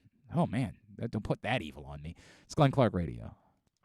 Sports fans, the wait is over. The all-new FanDuel Sportsbook is now open at Live Casino and Hotel in Hanover, Maryland. This is your chance to win big right in your own backyard. Bet on every sport with self-service kiosks and watch all of the action from the best seat in the house. Make every moment more at the all-new FanDuel Sportsbook at Live Casino and Hotel in Hanover. Please play responsibly. Gambling problem? Please call 1-800-GAMBLER or visit mdgamblinghelp.org.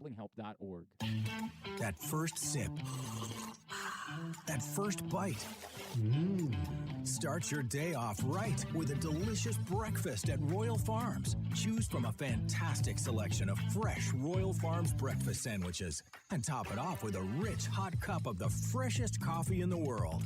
At Royal Farms, breakfast is available day and night. It's the freshest breakfast in the world. Real fresh, real fast. Royal Farms. Duffy's Garage is a family-owned and operated car care facility in beautiful Baldwin, Maryland. An authorized Maryland inspection station and Napa Pro Care Center with ASE-certified techs. Tell them that Glenn Clark sent you and receive 10% off your service with a max discount of $150. You gotta trust where you take your car, so take it to where I take mine. Duffy's Garage in Baldwin. Duffy'sGarageMD.com. The latest issue of PressBox is available now, and it's our very special annual Best of issue. On the cover, we celebrate Justin Tucker as our Mo Gabba Sports Person of the Year, honoring his historic on-field achievements, but also the unprecedented relationship he shared with Baltimore. Inside, we recognize the top people, performances, and moments of 2021, including Cedric Mullins' incredible season and the dominance of local Paralympic athletes. PressBox is available for free at over 500 area locations, including including 60 Royal Farm stores. And you can always find the entire edition, as well as the best daily coverage of the Orioles, Ravens, and Terps at PressBoxOnline.com. The biggest pro wrestling stars today and all time all have one thing in common. You've heard them on Jobbing Out. Matt and Nick Jackson, the Young Bucks. Thanks for having us, man. Appreciate it. The great Kurt Angle. Thanks for having me on the show. I appreciate it. Matt Riddle. Yeah, man. Thanks, man. The champ, Drew McIntyre. Oh, thank you for having me. The great Ron Simmons. Damn. Keith Lee. Appreciate you guys having me, man. Bill Goldberg. My pleasure. Charlotte. Thank you so much for having me. Mick Foley is with us. This is the greatest name for a wrestling show I've ever heard. MJF. I'm glad you're happy I'm on this show because I'm freaking miserable. Le champion. Chris Jericho. Le champion. AJ, Aaron, Brandon, and Glenn are talking pro wrestling every week on Jobbing Out. Find it at PressBoxOnline.com/radio, iTunes, and SoundCloud. Stay tuned. Your chance to win $1 million is coming up. Probably not from us. You're listening to Glenn Clark Radio. Mobil 1 full synthetic motor oil helps extend engine life. Visit your local Jiffy Lube service center. Ask for Mobil 1. We are winding down for a Tuesday edition of the program. Our new intern, Cassidy Butler, is here. Cassidy, what have you learned so far today? Pop quiz. What have you learned so far today? Do you remember where the bathroom is? I do remember. Okay, you remember the bathroom. I haven't found the is. key yet, though. There's Yeah, a bathroom that is above. awkward, by the way. I know where the turn key is. She's on. Is it turn her up a little bit if you don't mind. Is it the same key for the men's room and the women's room? I don't know. That was my problem this morning. I think it's a different key for the women's room. See, It might there's be. a box. Yeah, and there's a box that one has keys. other keys in it, right? And it might be one of those keys, or it might be the same key. I don't know. Maybe So so there's- there's don't homework know. for the day We was showed her where all the figure out keys key. are. We showed her The where one in Stan's office? Yes, we showed her all of the keys. I only knew of that key. That because that's the one for the men's room, which is what we need. A Washington football team key. It's by very the weird. way. I don't understand You're that not at a all. Washington Never. fan? No. Why would you think that we would be a Washington fan? Do you I see- forget. You These know, colors don't run, Cassidy. Yeah, she's from Virginia, Virginia, so she thinks that so- everybody's a Washington fan. Oh. Not around these parts. Sorry. Not the way that it works. Strike one. Yeah. Right. What did you learn today? Oh gosh, a lot. Yeah. Honestly. Yeah. But tell me something you learned. I learned. Uh-oh. Yeah, you Yeah, said a lot. Now you're not telling me I know. one Well, thing. this is a pop quiz. You put me on. I the know. spot. That was the idea. That was the concept here. Honestly, I learned a lot about baseball that I didn't know. Like what? The whole Hall of Fame thing. Had no idea about that. Did you not know there was a Hall of Fame? No, I knew there was Okay. a. Did you no, not? I had no idea that there was. Okay. even a I'm just Hall trying to of figure out what you learned. That's no, what I'm trying to figure I knew out. there was a Hall of Fame. I just had no idea that was with the players that was going on and that. Yes, that's today. Today they'll make the announcement for the Hall of Fame. What are you really into? Like, what's something sports-wise besides your own soccer career? Besides soccer. Yeah. Well, like, okay, but are you big into soccer otherwise? Like, yeah, very big. Okay, who do you root for? Who do I root for? Yeah. Well, hometown DC United. Okay, so but are you really into MLS? Yeah. Because some people are like, the quality of soccer isn't high enough for me to really be into Well, it. it's easiest because I get to like go and watch, and I enjoy like going and watching sporting events rather than. I was play-by-play guy for DC United for a little while. Really? For a very, like, I was a fill-in, basically. Right. Well, and also I follow. I forget her name, but the broadcast lady there that does all of their announcements and stuff. She's Oh, great. in-game. What is, oh, God. Oh, I know who you're talking about, but I Yeah, know who you're talking She's about. great. I yep. love her. I follow her. So I enjoy going. Maybe one day I'll meet her. But I enjoy DC United. I get to go and watch. But like if it's online or something, or like I'm watching on TV, I feel like I should say, because I'm a female, that I like women's soccer, and I do. I really. This do is a weird. enjoy I don't know what's about to women's come soccer. here. There's a weird take No, that's about to no, happen no. here. She likes men's soccer more. I like men's soccer more. By the way, this is my wife, the at times anti-feminist. My wife. Yeah, my wife. I swear to God, I'll be watching like a Maryland women's basketball game, and she'll be like, "What are you watching?" I'll be like, "The Maryland game." She's like, "But it's the women." And I'll be like, "The hell?"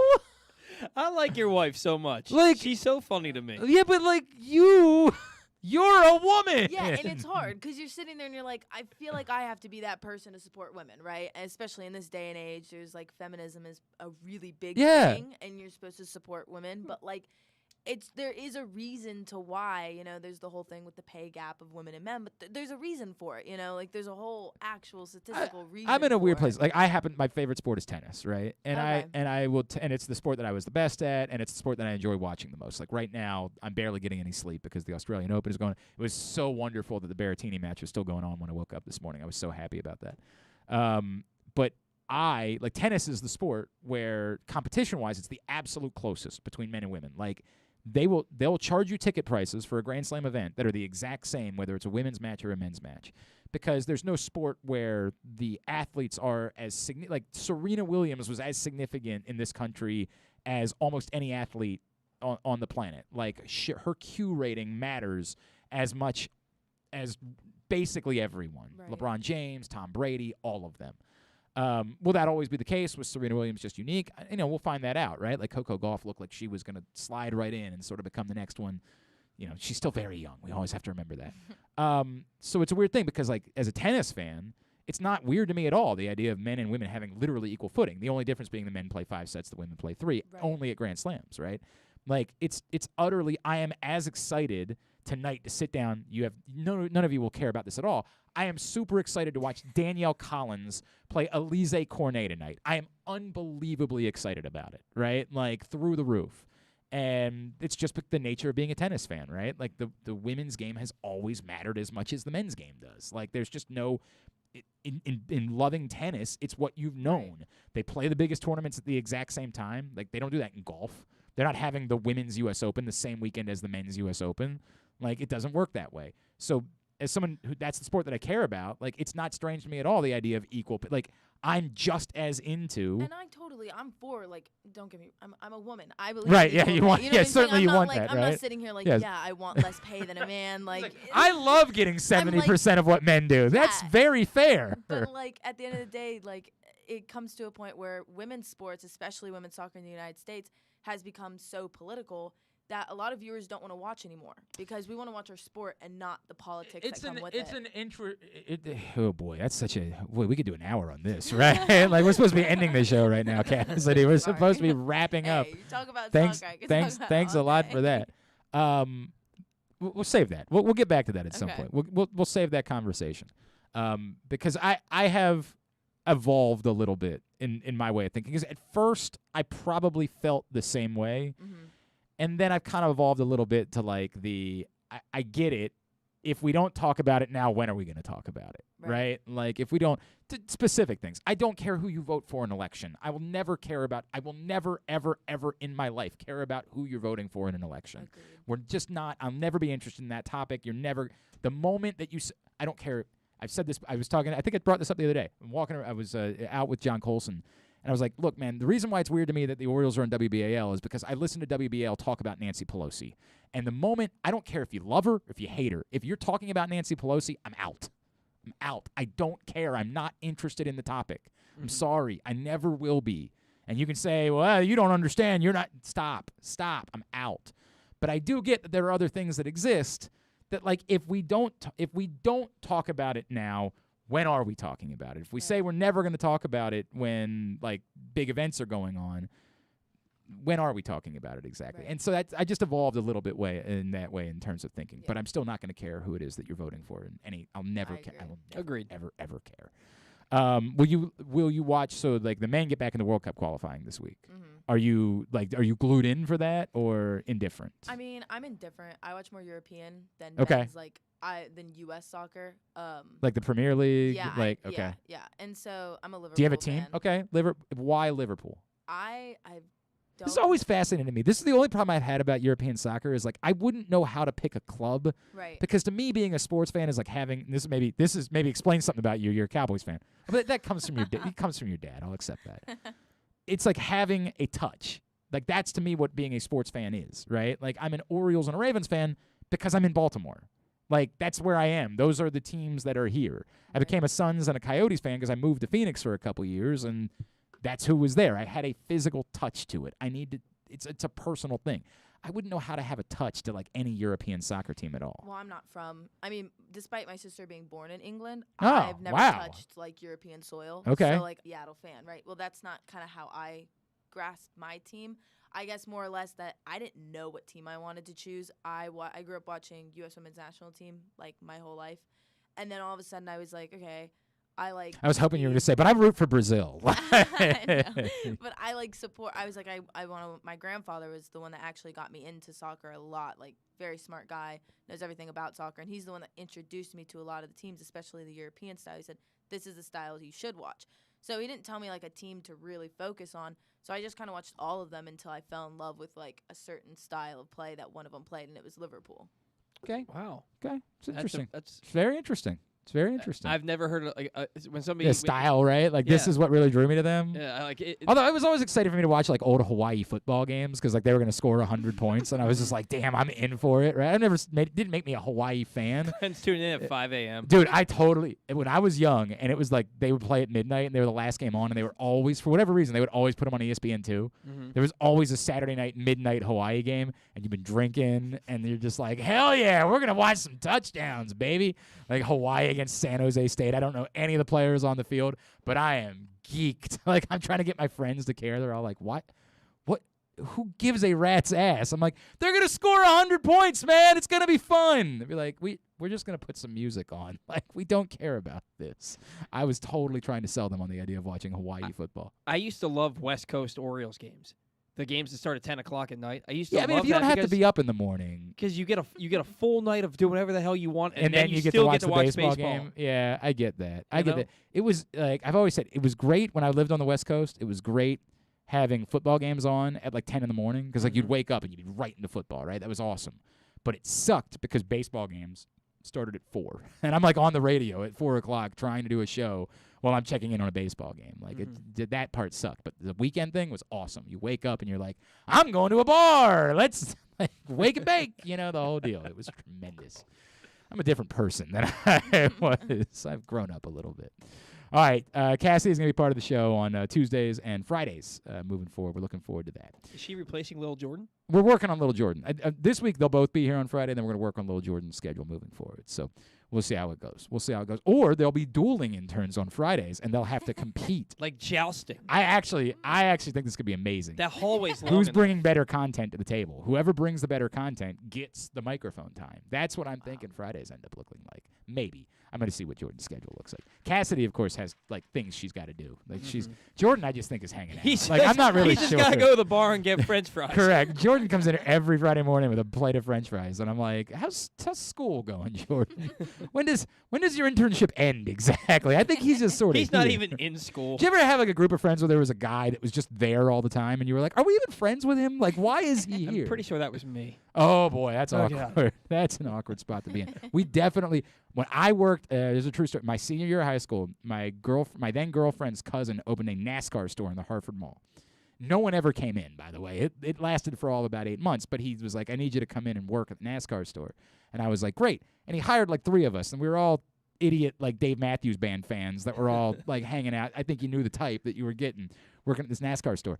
There was a dude, and I can't remember his name, but he was friends with one of the other guys that worked there, and he would just sit in the store and hang out all day.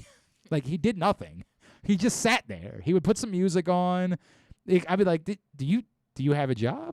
Like, do you have anything to go do today? And he'd be like, "No, I'm just hanging out." And so one night, I wanted to go do some, I don't remember what it was, but I was trying to call out, and the other 2 people that worked there were unavailable. And so the boss was just like, "Why don't you call Jordan?" I'm like, "Jordan doesn't work here." He's like, "Well, he basically does. I'm sure he can figure it out." So called Jordan, had him fill cover for me that night. He's like, "I'm already here." I mean, He's just here. He was going to be there anyway. Tidbit brought to you today by the print issue of PressBox. It is our best of 2021 issue. It's available right now at your neighborhood Royal Farms, any of the hundreds of locations around town where you find PressBox, and read it all. PressBoxOnline.com/best-of includes our Mo Gabba Sports Person of the Year, Justin Tucker, on the cover. Yes, Paul. All right. So Josh Allen was having a postseason for the record books before it was cut far too short. Through 2 games, Allen was completing more than 77% of his passes to go along with 9 touchdowns. Wait a second. Timmy Chang is the new Hawaii football coach? I'm back in. Timmy Chang was the quarterback at Hawaii. He was definitely, they were scoring 1,000 points a game when Timmy Chang was the quarterback. If he's the coach now, I am right back on board. I'm a big Hawaii guy. Get Timmy Chang on the show. Get him to be the coordinator in Buffalo. Maybe Josh Allen even better numbers. I don't know how that could be possible. Well, yeah, so he was completing 77% of his passes to go along with 9 touchdowns and 0 interceptions, not to mention 318.5 yards per game. In fact, Allen's prowess put him in pretty rarefied air. Only 8 other quarterbacks in NFL history have thrown as many as 8 touchdowns with 0 interceptions in a single postseason. Well, I can name one. Who are they? And here's a hint. Josh Allen is the only one of them to A, do it in less than 3 games, and B, not play in the Super Bowl that year. Well, one of them happens to be the most elite quarterback of all time. That's, of course, the great Joe Flacco, who had 11-0. That is correct. How many? You said there were 8 total? 8 total. Cassidy, you want to make a guess? No, but when you said greatest quarterback, I was thinking Tony Romo. Oh, God. Well, that definitely didn't happen in the playoffs, Tony Cassidy. I Romo's the can reason promise I you. stopped being a Cowboys fan. Hey. How about maybe the Ravens be the reason why you stopped being a Cowboys fan? No, I am definitely learning more about you, Chief. The Ravens became my number 1 team when they got here. You We had got- season tickets. They became my number 1 team when they got here. But the Cowboys were still my NFC team. Your side piece, if you will. Yes. Yeah, he had a side when piece. Tony Romo took Is over. Is your wife aware of the presence of your side piece? Is your wife aware of that? I'm going to message her right now. What's a main course without a side dish? Don't say that. Somebody. I don't feel that way. I actually had a friend who was routinely cheating on his girlfriend. I said, dude, how do you... Jesus. I said, how do you do this? Like, how do you do... He goes, Paul, what's a main course without a side God, dish? no, He said it to me don't on repeat St. Patrick's those Day. words. That's not good. Anyway. I believe, if I remember correctly, Joe Flacco matched Joe Montana with 11-0. I believe. Glenn Let's reeling get us right back back. in. Yes, Paul, Joe you're Montana in not- 1989. Let's go back to that. I'm going to guess. I'm just guessing now. Drew Brees. Drew Brees, 8 touchdowns to 0 interceptions in 2009. How about Aaron Rodgers? No. I don't think he stays in the playoffs long enough to do it. Well, he did. I don't know if you remember. He won a Super Bowl once. That did occur. Yeah, that one time. How about Ben Roethlisberger? Nope. How about Steve Young? Because I don't want to keep waiting and not guessing that. Steve Young, 9 touchdowns to 0 interceptions in 1994, and 6 of them better came job. in the Super Bowl. How about we'll go with the Cowboys. How about Troy Aikman? Troy Aikman. Usually you're wrong with Troy Aikman because he wasn't that prolific He was of a not. passer. No. But 8 touchdowns, 0 interceptions in 1992. Dallas Okay. Cowboys, baby. Come Get on. out of here with that. Get out of here. I like them again now. We- I like Dak Prescott. See? I'm not. 2-on-1 What right is now. going 2-on-1 on right now. I'm not like a diehard. is happening? I'm not a diehard, but I like Dak Prescott. He's a.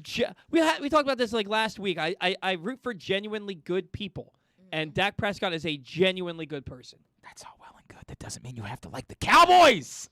Hey, they're the nation's team. No, they're not. Yeah, And they Trayvon are. Diggs is from our area. He's from D.C. Settle down.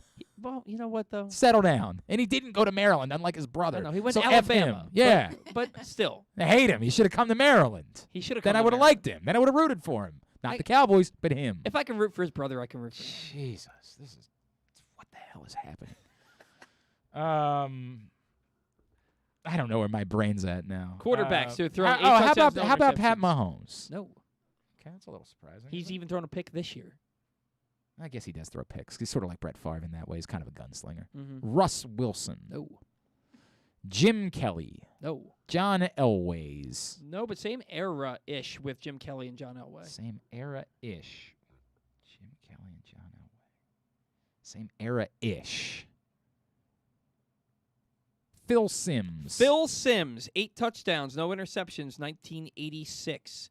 When he set the record for consecutive completions I guess in it the just Super Bowl. I guess it just struck me that I haven't guessed Tom Brady yet. Tom Brady, I 8 probably should have touchdowns, 0 interceptions. popped up a little bit earlier. in 2017 when he lost to the Come on, Eagles. me. It's like You the have Dodgers earlier. Right? You Yeah, that's a have good point. one more who He did learn something today. has a tie to Tom Brady. Kurt Warner. No. Matt Ryan. Matt Ryan, 9 touchdowns, no interceptions in 2016. I guess we know what Blew year it it was. 28 to Yeah, 3. I remember that. I vaguely remember that. Lead. All right, very good. That was Tidbit. Tubular is brought to you today by Live Casino and Hotel, where it's just such a cool place to hang out and watch the games and bet on all there is so much fun to be had in in-game betting, like watching the line move and say, man, I really like them. I brought that up at the beginning of the game. I'm like, if you really like the Buccaneers, the Rams, all they did was go down and score one time, and all of a sudden the line moved so much that the Buccaneers were dogs on the money line. I'm like, why wouldn't you bite on that? My man Boss Man, who is a popular rapper from Baltimore, was hanging out with us on Sunday, and Boss Man kept going up and putting more money on the Buccaneers.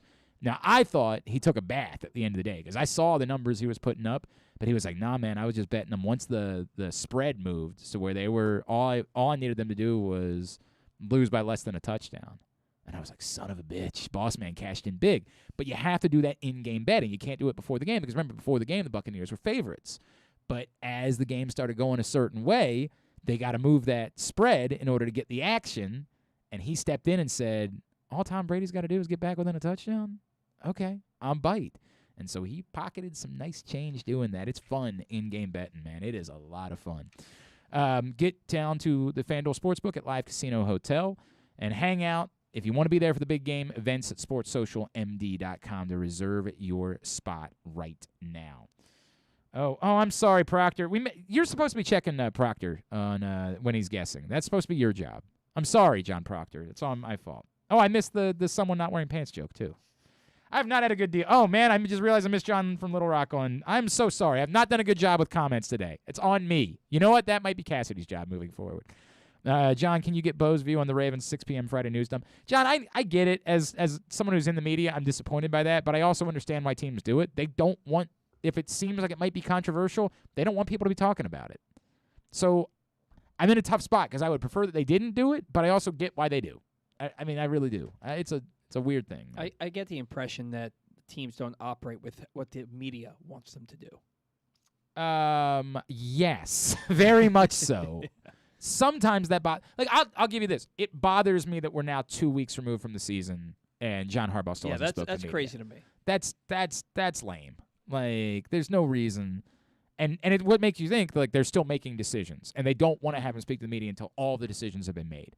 But you can have multiple press conferences. Like, you can have one, and then when something changes, you can have another, believe it or not, especially in this era of Zoom where nobody has to be there. You can just say, hey, an hour from now, we're going to hop on Zoom.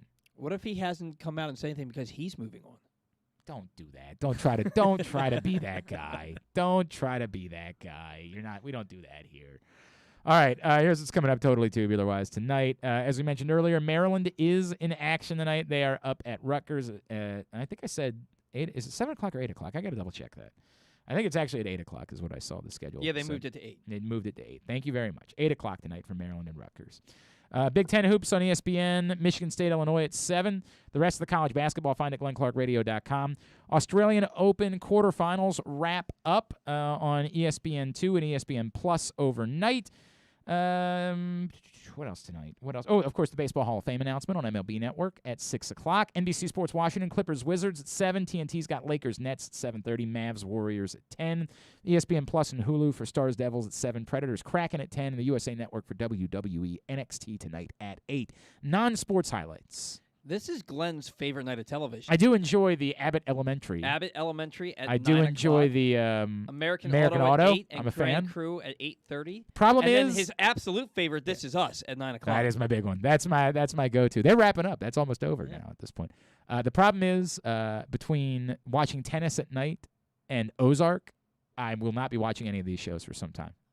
How are you? Are you caught up? Yeah. Did you watch all of the? No, I literally started it. My friend introduced it to me, so I'm literally still like at the very beginning. Oh, okay. All right. Well, then we won't talk about it. Oh, it gets so much better.